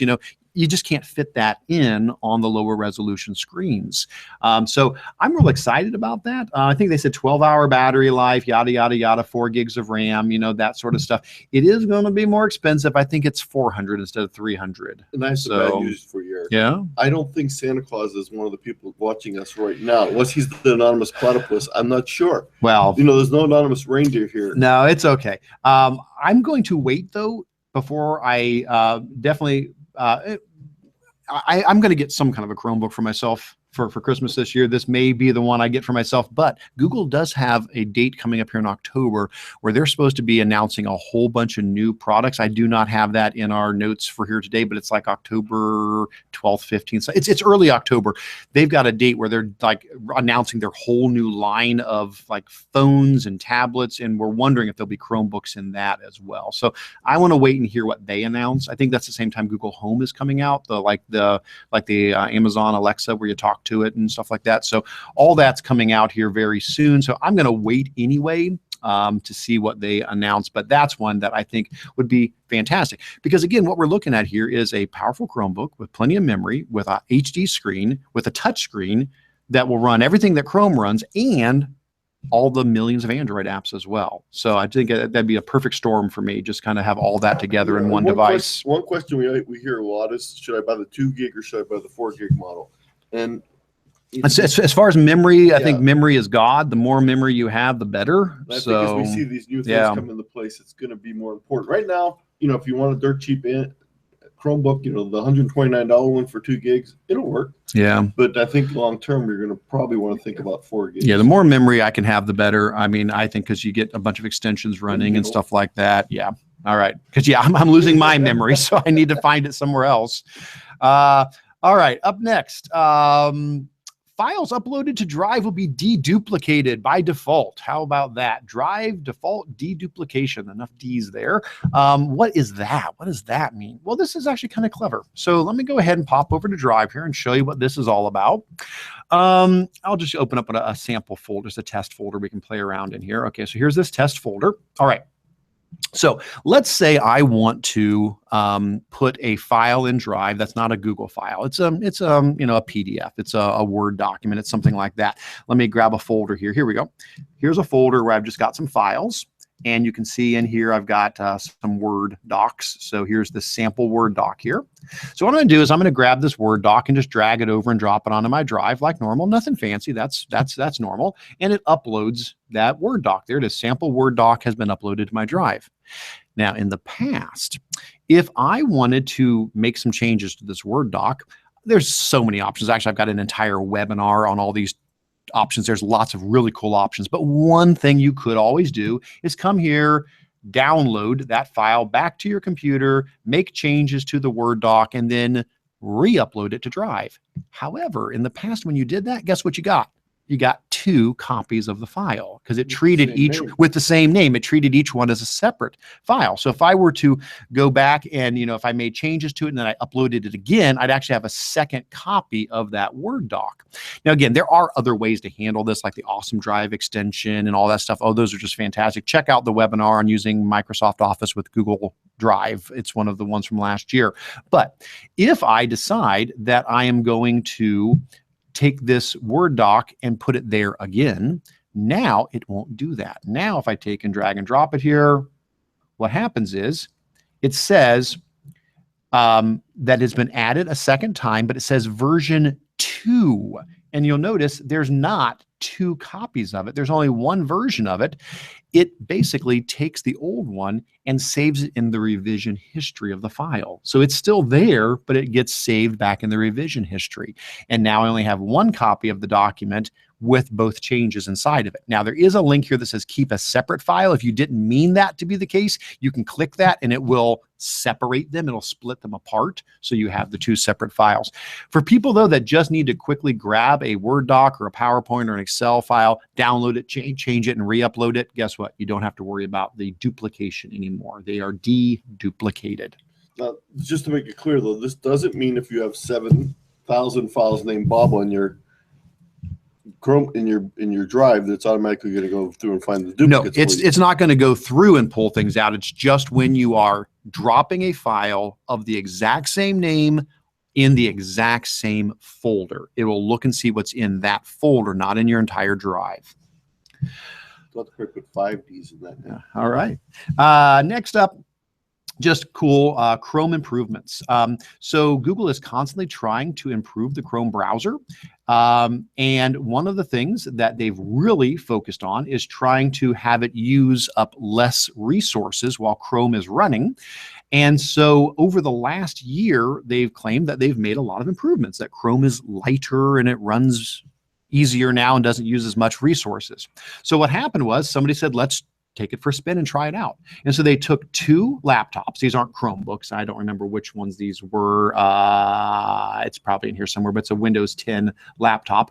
And they loaded the newest version of Chrome at that time, 53. I think we might be up to 54 now. But anyway, they put 53 on it. And then they put 46 from a year ago on the other one. And basically, they started playing, I think, a video or something on loop. And they just let it like run all day with absolutely no difference other than what version of Chrome it was. The newest version of Chrome went over 2 hours longer before the battery died. Yeah, we are at 53. So we are seeing a lot less system resources being used by Chrome. So, hey, that's just great news for schools. It just means Chromebooks are going to last longer throughout the day. We don't have to worry as much about battery life getting eaten up. So I thought that was cool. Hey, next up, one of my favorite extensions. If you guys know, I love Read and Write for Google. Can't say enough nice things about it. Absolutely love that extension. It's the Swiss Army knife of extensions out there. They have added some new features to it that are really cool. So I've got Read and Write installed here. If I come up and click my little Read and Write button, you'll see there's the Read and Write toolbar. One of the new features they've added is screen masking. So that means if I click this button here for screen mask, it'll darken the rest of the screen except for the bar that I drag up and down. Very similar to what students see when they take like some of the online tests that have that that accessibility feature to help them focus in on the part that they're reading. Tint coloring? Does it have coloring? Not that I'm aware of. There is an extension called Visor that does that. If you want to install Visor on its own separately, it does that. I don't know. If it did, it might be in the options. Nope, I don't see it in the options there. So I don't think so. I think it's just that. But anyway, that's cool. And then the next thing is, guess what? It works in slides now. Read and Write for Google now works inside of Google Slides. So I don't know if I see if I can find a slideshow here real quick that I could use as an example. There's probably something sitting here in the root of my drive that we can use. We'll just grab this one. Okay, so now if you're in Google Slides and you've got Read and Write installed, it will pop up. The toolbar can pop up and you can turn it off with the regular extension button as well. But now you can use all of the Read and Write tools, like having it read text to speech, do the picture dictionary, the regular dictionary, even the screen mask, even in Slides. It may not make as much sense in Slides, but all of those tools now work inside of Google Slides as well. So fantastic. A great way for, again, you to have things read aloud to you or use any of these assistive tools. See how it's dangerous when you open a random document. Now they know we had fun with animals in We boot camp. had fun with animals in boot camp. Yes, we did. All right. Can we tell them the other news about Read&Write? Read and Write also purchased GMath. So if you're familiar with the GMath add-on for docs, sheets, and forms, wonderful add-on. The gentleman who made that has actually been in our meetings before. Yes. From Chile. He had connected in. GMath has been purchased by Read and Write, and so and hopefully they will, help support him to continue developing that and doing some awesome stuff with it. It was based on some customer comments. Well, yeah, I don't. Well, see, I don't know if there's truth to that or not. But back at a certain conference in Columbus, I was sitting with the president or one of the guys. I'm sorry, Paul. I'm going to forget what your position is there at Read and Write, or at Text Help, who does Read and Write, and we were chatting, and he was asking what was cutting edge and what was neat out there, and I told him GMath. You've got to check out GMath, and now I find out they went out and bought them. So I'm not sure if I was the matchmaker there that connected them together or not, but couldn't be happier for both ends of them. You were busy eating. Yes, that's right. All right, let's keep on moving here. We only got a few more here, and we'll get into the Q&A and show and tell. This one I do want to talk about, though, because this one I'm excited about. Cardboard Camera now supports sharing VR photos. Now, don't just gloss over that. Hang on a second. This is really pretty neat what this might mean. Okay, so if you don't know about Cardboard Camera is an app for iOS and Android, and it's not new. It's been around, I don't know, maybe a year. I can't remember how long it's been around. It's been around for a while, but it's an app that basically allows you to do 360-degree panoramic photos from your phone. And I know there's a ton of apps that do that kind of stuff, but that's what Cardboard Camera does. Basically, you hold up your phone and you turn around in a circle, and it records 360 degrees around you. A neat thing about Cardboard Camera, though, is it also records your voice while you're doing it. So it's not just getting the panoramic picture, but you can talk the whole time, and it'll attach your audio recording to the image. Now, I thought that was a pretty cool app when it came out, and I remember installing it right away, trying it out, and then getting frustrated because you couldn't share what you created. You could record as many of them as you wanted, and you could watch them back yourself later, but nobody else could see them, which I thought that's kind of the key thing. You kind of need that. Well, that's the big update. iOS and Android now can use Cardboard Camera and can share anything that you create with it. And so basically what happens is you take your camera, you take your phone, and you fire up Cardboard Camera. You spin in a circle very slowly. You got to go really, really, really slowly, and you can talk while you're doing it. And when you're all done, you hit the share button, and it allows you to get a link. And that link you can give to anybody. And anybody who clicks the link can launch that inside of, again, Cardboard Camera. You got to have the app. You can launch it inside of there, and you can hear what the person said. And you don't have to watch it go around in 360 degrees. You control it. Basically, you just take your finger and move around, or you just move the camera around, or excuse me, move the phone around, move it up, move it down, move it right, move it left, and it lets you be like you're inside of that 360-degree bubble, like all VR. That's the way 360 VR works. So what I'm thinking is, hey, this is a way for schools to start building their own Google Expeditions, basically. So what we're talking about, because that's what Google Expeditions are. That's what they are. Basically, you've got, the phone, and you drop it inside of Google Cardboard, and the teacher pulls up what is, in essence, a 360-degree photo. And the teacher talks about, hey, here's what you should be seeing. Look at this, look at that, or whatever. Well, now we can do that. Students can do that. If you've got a student in your school, and over spring break, they go somewhere neat, maybe they go to Gettysburg or something, have them record stuff there and then share the links back. And then your class can all view that in 360-degree VR and see what it's like to be there. What if all around the world, teachers and students and people start creating these and sharing them? This could be a grassroots way to build thousands and thousands of our own homemade expeditions of all kinds of locations and things like that. So I'm really excited to see how that might turn out. If they look in the little corner shot, I'm showing the one you took of my office right now. Let me see if I can here. I'll stop presenting and see here. Let me just grab it off of there. There you go. So this is the one that Anthony had recorded in his office. And you say, well, why is there two windows? That's because, again, the idea is you drop it inside of Google Cardboard, and then it's like you're inside of it. It's like 3D and VR. And as you move it around, it changes what you're looking at. So, and again, it also records your voice when you do it. So you get narration along with it. I'm really excited about this. I think this could be a really neat way. Now, Google's already making tons of expeditions. I'm really excited about the stuff they're creating, but hey, we can do it now. Students can do it now. This is another way to share an experience that maybe not everybody can physically go to a spot. So I'm excited to see what we can do with that. Send us your expeditions. Send us your VR. Yes. We want to see what you create. All right, let's wrap up this section of it. The new Doodle for Google contest is open. Every year, Google opens a contest to have students create the Google Doodle for that goes on Google's page. Each day, Google changes that doodle. I don't know what's on the doodle today. Let's see what's on the doodle today. I really don't know. I could spell Google. That'd be good. Wait, there's no Google Doodle today. Why don't I see a doodle? We're doodleless. Doodleless? That doesn't make sense. Huh? There it is. Do you have one? I didn't check. Mine just says Google. I don't know. Well, I don't know. No doodle today. Why is there no doodle? This is no doodle day. We're doodleless. All right. Well, then we really need somebody to design one. They ran out of doodles. That's the problem. They have no more doodles. So we need somebody to make some doodles. Well, typically on Google's webpage, there's a doodle every day celebrating.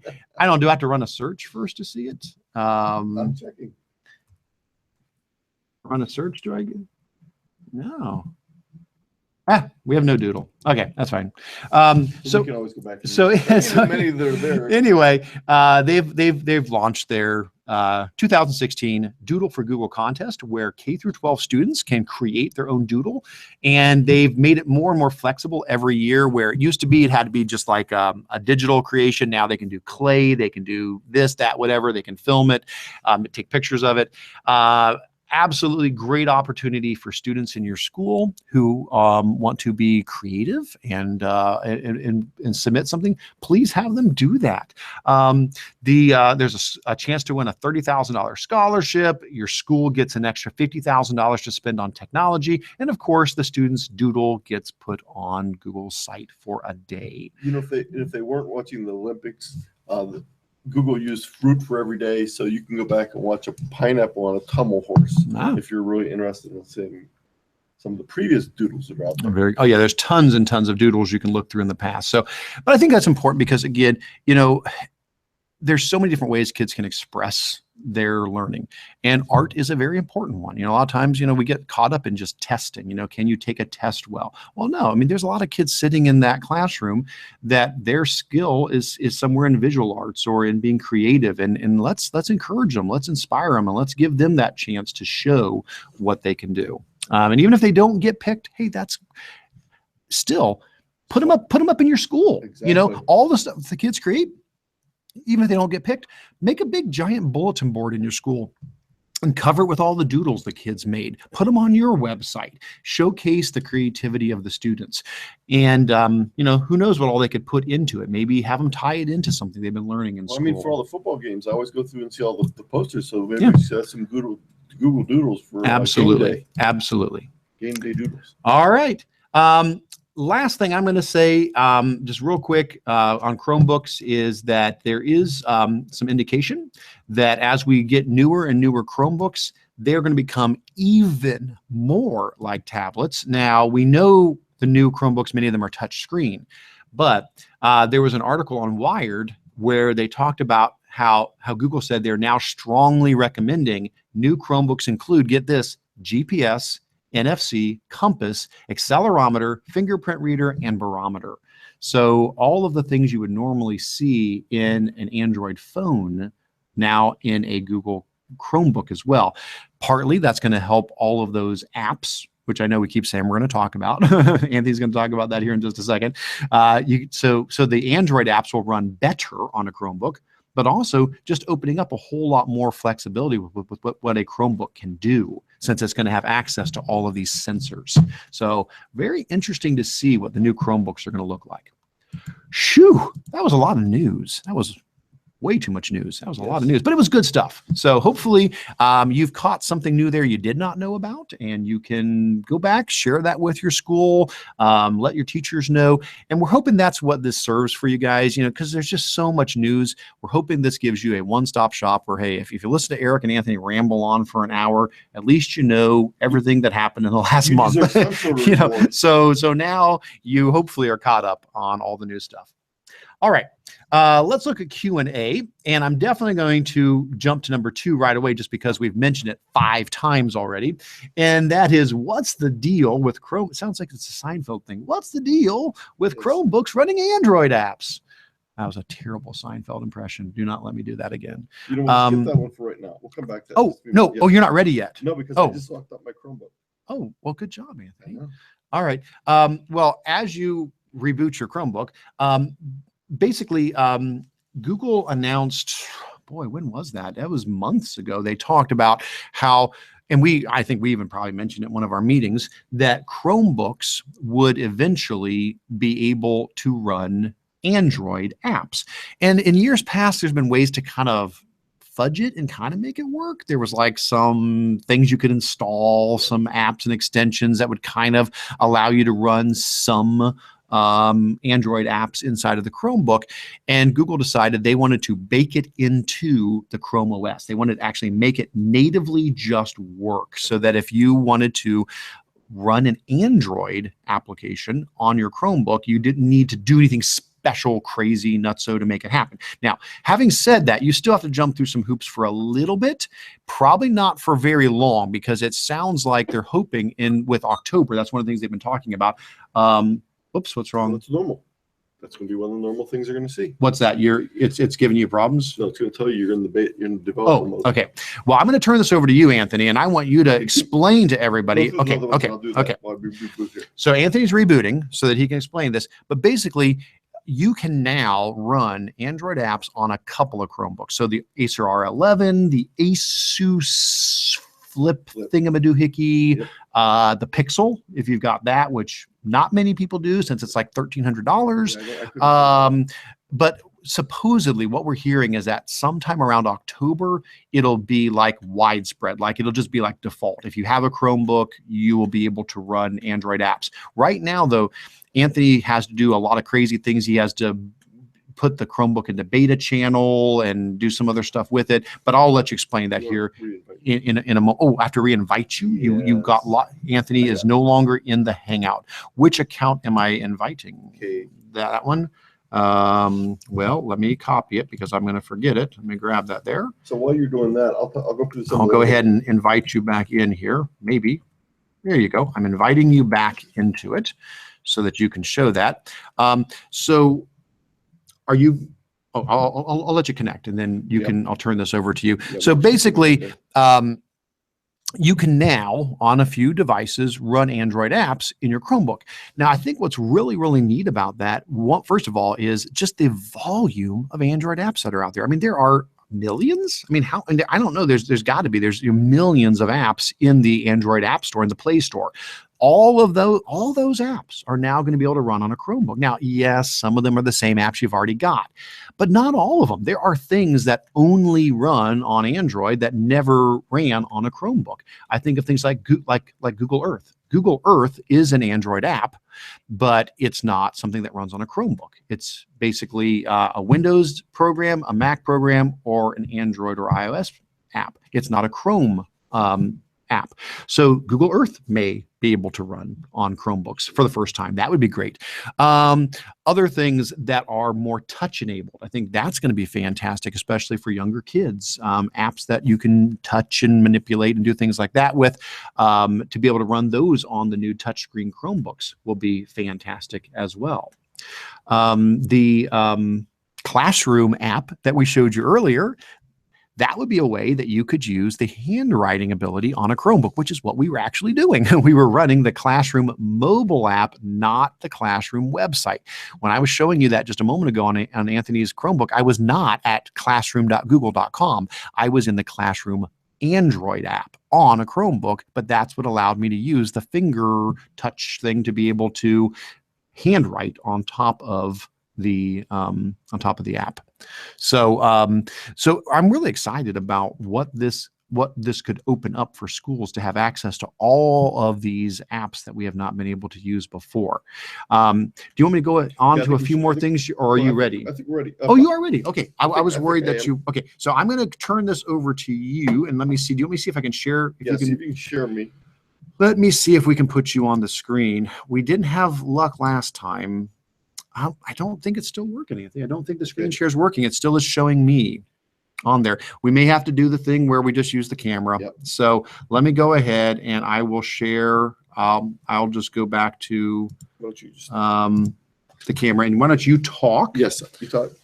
And because you know, I'm going to make you play this Italian card. Why don't you get closer so you can actually get on the mic? So this is Anthony's Chromebook. Correct. But it's running an Android app. Yes, it's running an Italian card game called Scupa or Sweep, and that's how I learned to count when I was a kid, playing against my grandparents. All right. And you can go ahead and hit the button there, and it'll let you zoom cards around. Two things a couple things you have to do. First of all, you have to have a Chromebook that works with the Android apps. And right now, as Eric said, there's just a few, but there should be a lot more coming up in the next couple of months. I'm guessing by the middle of October, there'll be a lot more. The second thing you have to do is you cannot use a Google Apps for Education account. You have to use either a private account or a business account to log in and get access to the Play Store. The third thing you need to do is you need to put your computer into beta mode, beta update channel. So those three things are required before you can go ahead and use it. Once you did use it, though, it works very well for most apps. As you can see, Eric's playing full screen there. And go ahead and rotate, Eric. Nope. Rotate before you. Now it's not going to cooperate for it. Okay. No, it's not. But you can rotate it also.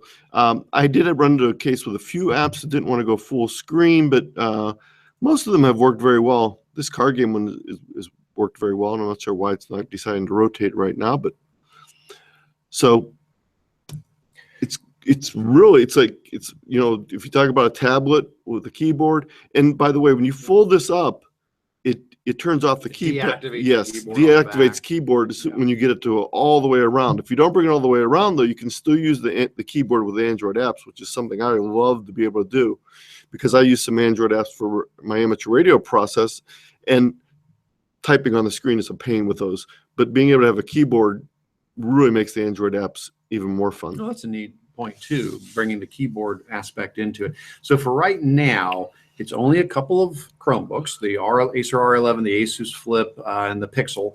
But supposedly very soon, I think they're shooting for October, most all Chromebooks will be able to run without having to do the crazy stuff of putting it into the beta channel and stuff like that. It'll just be built into Chrome OS. Now, I am worried. I'm wondering about, you said right now you can't use a Google Apps for Education account. You have to be logged into like a Gmail account. Hopefully that won't be. I know that isn't going to be the case long term, because they said we'll be able to, as Google Apps administrators, push out Android apps to the Chromebooks as well. So it's obviously going to work for education. It's just apparently that's still coming with all these new updates. And that brings up a good point. Remember, we were using it with Classroom, and Classroom is only available for Google Apps for Education. So you said, if you can't run Google Apps for Education on the tablet, how did you do Google Classroom? What happens is, once you have it installed onto the Android, you're running the Android on the tablet, when you go to Classroom, it's going to say, hey, you need to log in with your Google Apps for Education credentials to use Classroom, and then it lets you simply do it. So you're running it under that account.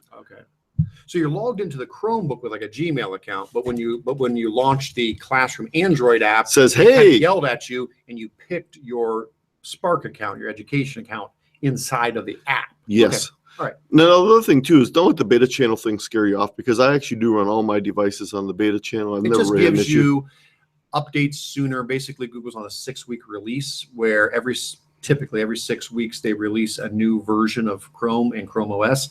Most everybody's on the production stable channel.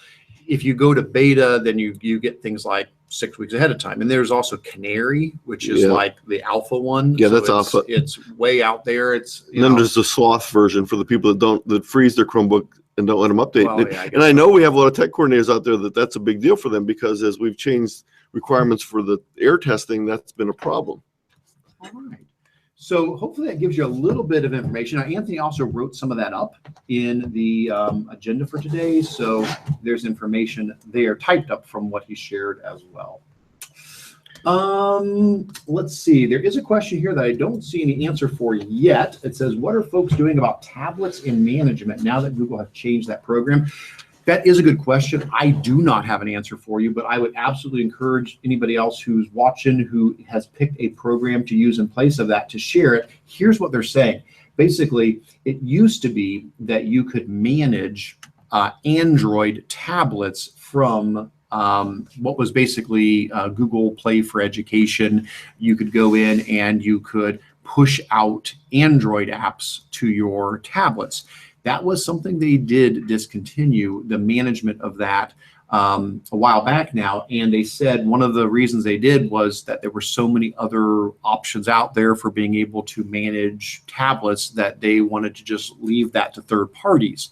So the question is a good question there. What did people go with? We don't have any tablets that we're managing here at Spark, so I have not had to do something like that. I would be curious, though, to hear what product schools went with. If somebody found something that they ended up liking that they're using to manage those, please do share that in the doc. It would be helpful for this person and I think for everybody. Next, how are other schools handling printing from Chromebooks? Don't print. We use Google Cloud Print, but it's not always reliable, needs frequently restarted. Well, here's the thing again. And I apologize. We don't actually do much with it. We did set up Cloud Print here. Have I ever printed anything for you since I've been here? Not much, but no, we actually did. We set up Google Cloud Print here. It does work. And it does work, but no, what they're saying here about being flaky, you're right. I mean, I hear that a lot. I hear a lot of schools say, and I don't know where the breakdown is, if it's something in Cloud Print, if it's something in the network, if it's something in the Chromebooks, but that is not unusual. I do hear people say that it does get flaky. And for now, though, that's what we've been using is Google Cloud Print, but we don't do much printing here. We try to be as digital as possible, so we rarely use it. So I'm not a good test case to answer that question. The only suggestion I can give is there's actually multiple ways to set up Cloud Print. There's not just one way to do it. And you may want to investigate those, because some of them are designed much, much more for the single printer consumer market. Whereas there are some things that you can do network-wise with print server type situations that you might need to look into. So I'm not the person to answer that question very much, but I'm just going to tell you that there are multiple ways to do Cloud Print. So you may need to do a little bit of investigation about setting up Cloud Print in your district for a more robust setting. We probably should play with that sometime here in the office. We've got it set up, but we don't do much with it. So again, I apologize, but that's the beauty of this. We're throwing this open to the whole community out there. So if somebody is hearing this live or listening later and you have wrestled with Cloud Print, please take a moment, throw in some resources, share your expertise. We would love to learn from you. We don't do morning announcements. Does anyone use Hangouts on Air, YouTube Live to do morning announcements at their schools? You know, and I don't know who, but I'll have to look it up in my email. I swear somebody is doing that, and I remember them asking something about it or sharing about it, but I cannot remember now what school it was. So I would do the same thing again, just throw that out to the group. If somebody is using that for morning announcements, please do throw in your contact info there into the doc. We would love to hear how it's gone for you. Have you hit some stumbling blocks? What's worked well? What hasn't? I mean, we do Hangouts on Air for all of our webinars, for this meeting, for all those things, which now is YouTube Live. Well, it's still a Hangout, but it's launched through YouTube Live. And I know we had growing pains. We had things that we had to figure out. And even today, you notice not everything worked all that well that we were trying to do. And so you always have plan B. But specifically for morning announcements, I would be curious to see too. I had a couple of suggestions. One is one of the hardest things for us to get over when we first started doing the webinars is talking to no one. When you're talking to a blank wall and looking at a computer screen, it's kind of hard to get into the sync of things. So what I really would suggest is try out the Hangout feature by being able to record the students, let them see how it looks when they play it back. And I think that's a good way to practice. So they can practice as much as they want ahead of time. So when they do go live in front of that giant audience in the school, they won't have the mic fright that you might have.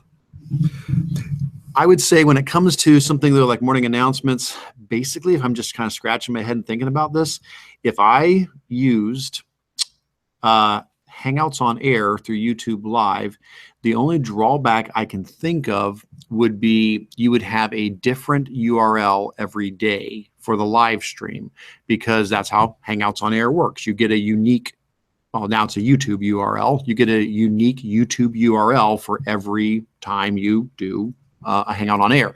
So if they were doing live morning announcements and all the rooms wanted to watch them, they could go to the YouTube page and they could play it live and watch it, but the teachers would have to have the new link every day. So a couple ways around that. One option would be they could make what we do. We basically make a web page for our webinars. And so if you go to like our tech integration page and you go to our trainings and you go into any of our webinars, what we do is we don't send people to the YouTube page. Instead, we send them to our tech integration page and we embed the Hangout video in there. This would be more work on the end of the person who's setting up the morning announcements, but it would be less work for the teachers. Is basically each day they could go into Google Sites, go into edit mode, and basically replace the live embedded video with the link for the new one. And you have it ahead of time. It's not like you have to wait till it goes live. It's right there in YouTube. You can just grab the embed code right from there. So basically you could say every day, teachers, you need to go to blah, blah, blah, ourschool.org/morning announcements. And that's where you'll see the live embedded video each day. So at least you're directing them to one place. And I think I probably would embed 5 on a page so you could do a whole week on one page. Well, you could, you certainly could. And if they hit play and they go full screen, so you could embed them ahead of time. Now, the other option, and I have not played with it much, is not to use the Hangouts on Air part, but to do what they just call just the live stream. And I apologize, I don't know the answer to this. I hate saying things when I don't actually know the answer. And that is, I think you only get one URL if you're doing a live stream, and if you're not setting it up as a Hangout on Air ahead of time. So if I'll pull this screen back over. This is my YouTube screen. And hopefully I don't break the Hangout I'm in right now. But if you go to Stream Now Beta, instead of events, you should be able to go online with a live stream. And this, I don't think this one changes. I think this URL stays the same. It's like your live stream URL. I don't know enough about it though, so I'm sorry. I have not tried that. I don't know, does it record it when it's done? Maybe it does, maybe it doesn't. I apologize. I'm not sure about that. So that would be something that I would at least want to investigate, is the difference between the live stream URL versus the events option, where you go in and you set up your events ahead of time. Now, the other option too, if you don't want to do the embedding, it would be to set up a URL shortener and then use the same URL shortener every day. Yeah, like you could say, go to tiny.cc/ morning announcements, something that's specific to you. But again, somebody has to update that link every day. So either you got to embrace the fact that you're updating the link every day, or poke a stick at the live stream and see. I'll try that out too. I just honestly haven't ever done that. Every Hangout I do, it's always pre-planned. So I always do them as Hangouts on air. I don't do the live stream option. So that would be one to take a look at and see if that helps in any way. All right. Is there an update for Google Expeditions on iOS? I've been searching. Everything I find still talks about it coming soon. Really? Yes. Okay. So is it just Android at the moment? Yes. All right. All right. And we have an answer coming in for some information. Morning announcements. Hey, thanks. Hey. All right. We got some possibilities there. Thank you for helping out with that. When you are using Google Cast, are you projecting it from the teacher's Chromebook to the projector, or is it projected from the PC? It's projected from whatever the teacher is on. So the teacher could be on a Windows computer. The teacher could be on a Mac computer. The teacher could be on a Chromebook, as long as they have a couple things in place. First of all, the teacher, their device is hooked to the projector, and the teacher has the Google Cast for Education web app installed, which again is just, if you go to the Chrome Web Store and you look for Google Cast for Education, Google Cast, you just do Google Cast, that'll be enough to find it. So up here at the top, under apps, is Google Cast for Education. That's what the teacher needs. The teacher needs that on their Mac, on their PC, on their Chromebook, whatever device the teacher's connected to the projector with. So the teacher has that, and then they launch it. You saw me launch it. It brings up that big gray screen where once you've done that, then kids, if you give them permission, they can then connect. The students need this thing down here. They don't use this. They use the extension called Google Cast. And it gives them this little button in the top corner. When they click, if you have, remember, if you have done this, I'll pull it up again here. Here's Google Cast for Education.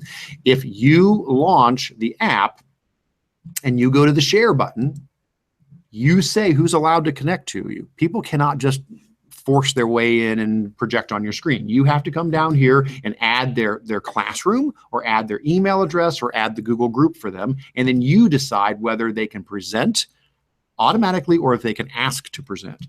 If you've done that, if you've put them in that list, then anytime they go to click on the Google Cast extension, it'll show in a drop-down available places they can cast to, and they would see your laptop named whatever you've named it. And again, in my case, what I did was I named mine just Eric's laptop. It's probably just in the settings. I think it's probably up here in settings. Yep. I just named it Eric's laptop. You know, you probably use the room number or something like that, so it's not confusing as to which one it is. And then basically when the student, goes to Google Cast and they click it and they choose yours, whatever's on their screen now shows up on the teacher's laptop, or, Chromebook, PC, Mac, whatever, desktop, laptop, doesn't matter. Whatever the teacher's on, that is connected to the projector. So the kid's screen shows up on top of the teacher's screen, which is showing up on the projector then. Could this be partially an answer for our previous question? I wouldn't record it, but if they set up a classroom and then they cast to the... It's a one-to-one though. Yeah. It's not going to go out to... But can't you can push out to all the members of your class? No, this is not using this, but using Classroom, I'm saying. With Classroom, you can push out a web page to people in a class. So if that web page was your announcement page... Yeah, but you'd have to have every single person in the class. Yeah, every teacher needs to possibility. All right. How is Google changing the process for those that are already trainer certified? Basically, what they told me, I apologize, I got an email on it. I didn't pay too much attention to it. I need to look at it closer. They said that we're grandfathered in if you're already a trainer, and we do not have to take the new tests. We do not have to do that.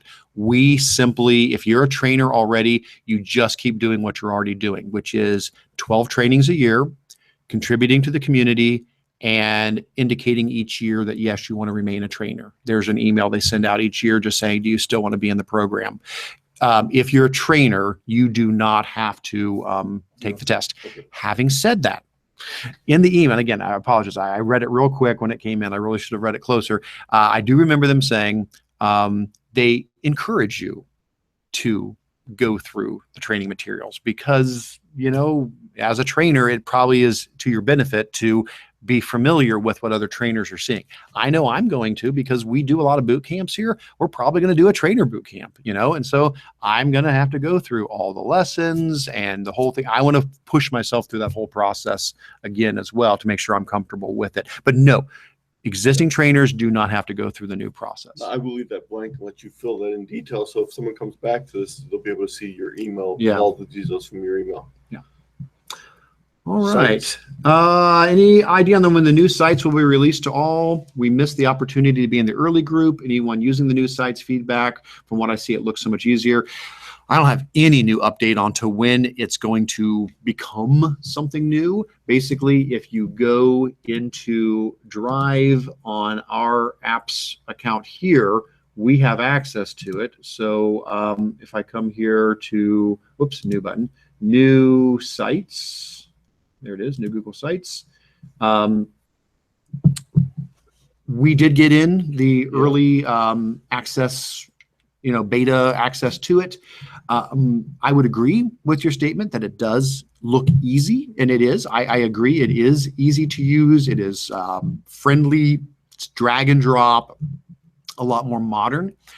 It is missing a lot of features of classic sites. There's no gadgets. There's a lot of things that, like the sidebar, like you're used to having a sidebar and or a horizontal navigation bar. Now, basically, if I create a new page here and I do that, let me get that saved. What you'll see is that it adds it by default to, let me come back over to my home page now.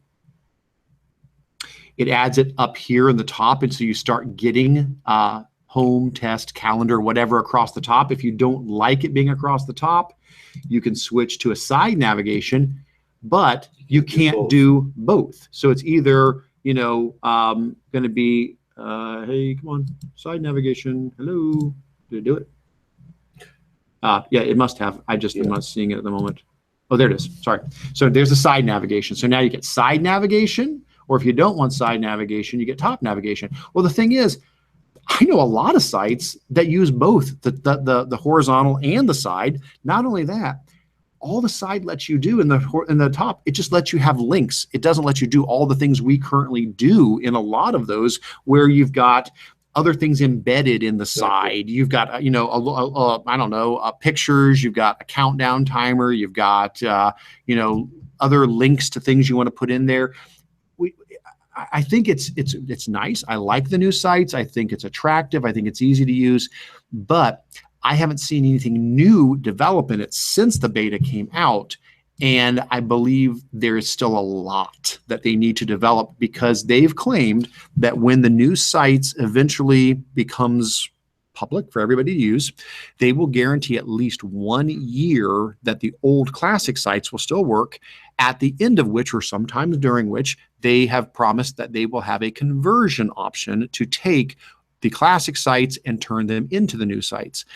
Well, I would think they'd have to add a lot more features to the new sites if, when you convert it, if you don't want to lose all of these other things you've done in the old site. So unless there's a big, massive update about ready to drop, I have not seen anything new get put into here yet. So I don't think we're definitely not ready to pull the plug on the old one. And the showstopper for me on this is, when Eric and I go out and do presentations, a lot of times we're using projectors that cut off the top of the screen quite commonly. So I would find this absolutely totally useless when I'm doing a presentation and the top of the screen is being cut off all the time and not being able to have a navigation in a different spot. So putting it at the very top of the page for me is just a showstopper from the very beginning.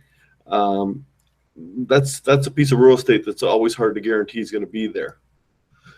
So I'm sorry, I don't have any more information as far as when the new sites will be available to everybody, and any updates to it. Basically, it looks the same as it did the day we got beta access. I have not seen any new changes yet to it. So we're just going to have to keep watching and keep I think we have seeing. to wait for it to mature a little. But if anybody's afraid, like, oh boy, I'm afraid that we're going to lose our old sites, I think that's still quite a ways off, because they still have to develop a lot more in the new sites before they can convert the classic to that. My guess is, though, that all gadgets aren't going to be brought forward. That there's going to be some gadgets that will be I don't know. deprecated. Hard to say. Yeah. What are the ramifications for changing the primary domain in the admin console? Well, basically what's going to happen is you're going to have to log in with your new username and password, or not password, excuse me, new username. It will be, instead of, myschool.org, it'll be, whatever, stpauls.org or whatever it might be. It'll be the new domain. What's a possible ramification? Well, actually, sites has been, oddly enough, one of the things we've seen, that when you change your domain, one of the things that gets kind of wacky is Google Sites. Because if I go to the normal Google Sites, you'll notice this is classic sites here. I don't know, maybe it'll be different. Could be different in the new one, but this is classic Google Sites. Look at my URL at the top. It includes apps.spark.org. It includes my domain in there. When you change to a new primary domain, it now puts the new domain up here. But guess what? It doesn't move the sites over to it. So we've had a school switch domains. Suddenly they go to Google Sites and they're like, where are all my sites at? They're gone. Well, they're not gone. You just can't see them from the new URL that has the new domain in it at the top. Instead, you have to literally go up here and change the URL back to the old one to see your list of them, because those sites were created under the old domain. That's where they exist. You still have access to them. You just don't see them by default. So that's been probably the biggest gotcha that I've seen when it comes to switching to a new primary domain, is you have to let people know about that for sites in case they end up losing any of their sites.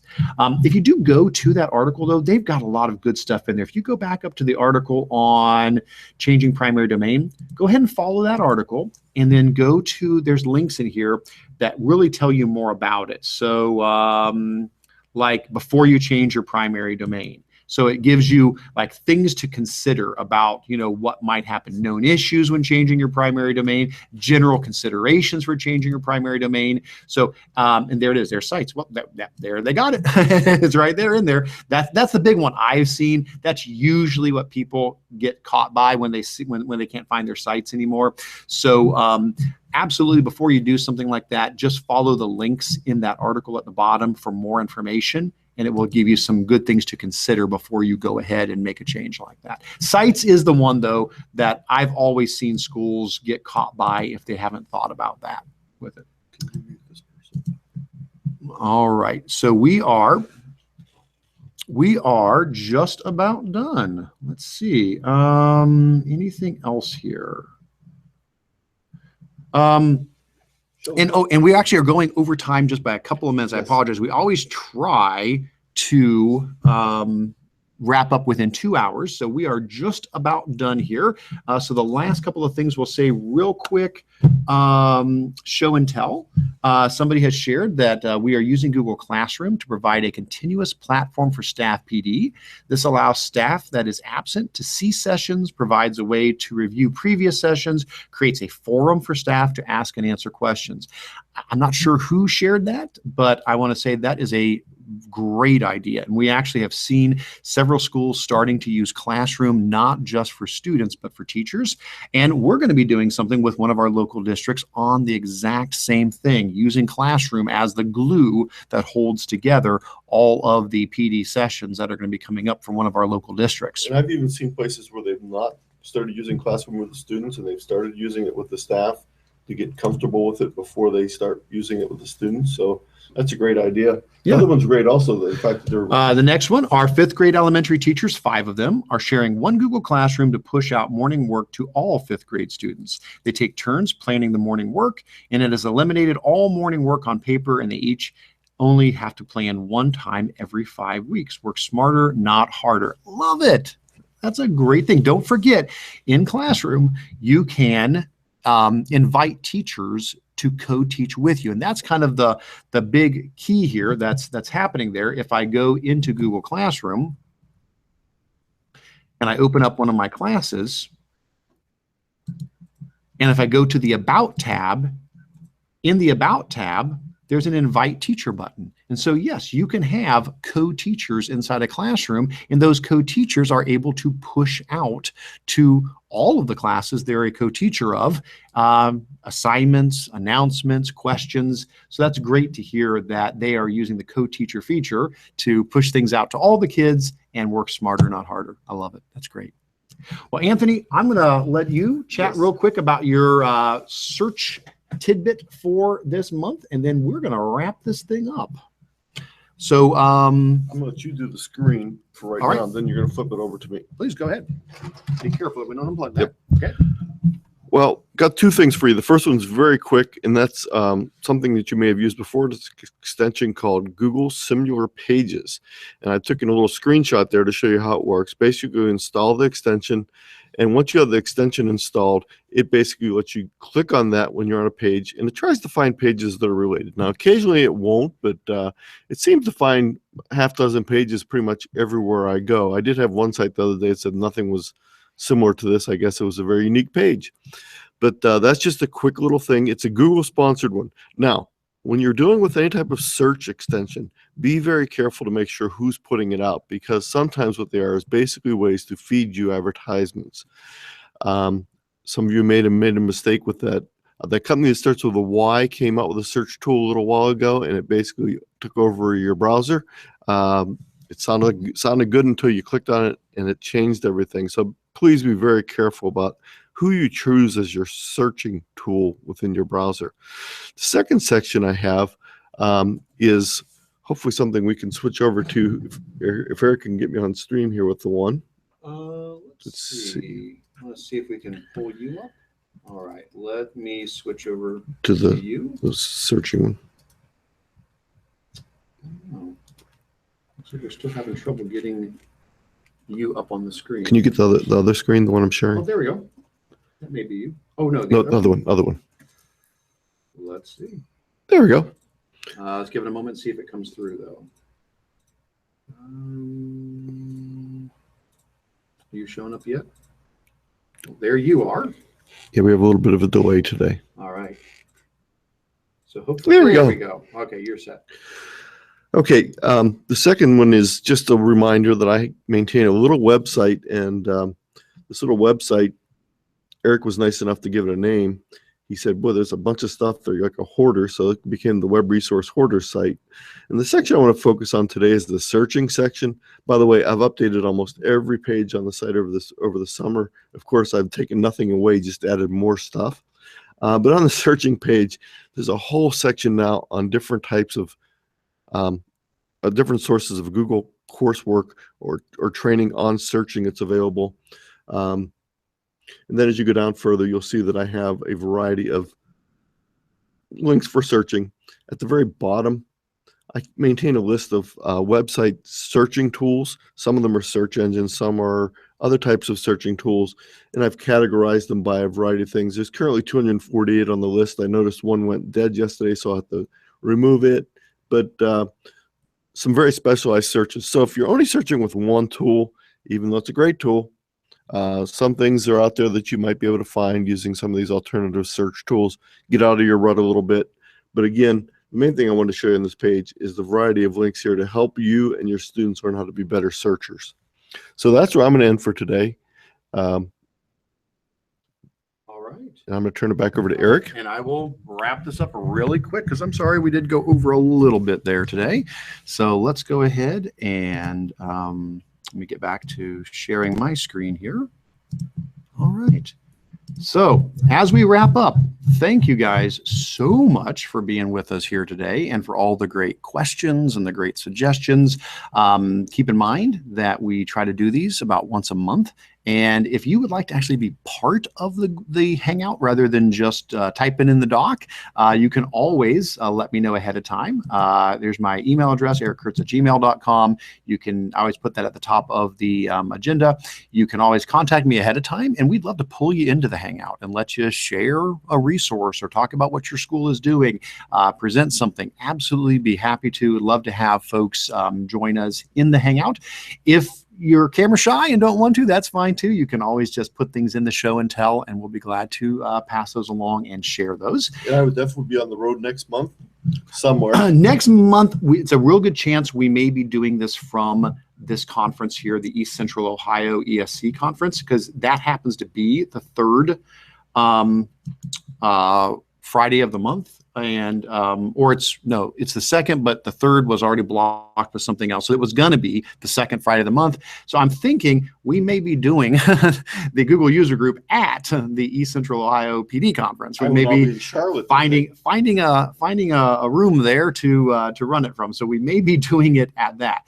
But in general, if you go to the website again, which is google.apps.spark.org/user group, you can always check here to see. We'll keep this up to date and let you know for sure where each of the meetings are going to be. There'll be the link to the live video, the link to the agenda, and the recorded video afterwards. Don't forget, if you didn't catch it earlier, there's a sign-in form under important links that allows me to send you a certificate of attendance for this meeting, so you can turn that in for some contact hours. And Eric, how would they find out all this stuff without going to our website? You can always sign up for our newsletter as well. So at ti.apps.spark.org/newsletter, you can sign up for our MailChimp newsletter, and we will keep you in the loop on new things as they come out. Other than that, please do consider joining the GEG Ohio community or the Spark Google user group community. Those are linked in there as well. And we look forward to learning with you guys again next month. So again, thanks so much for being with us. Take care.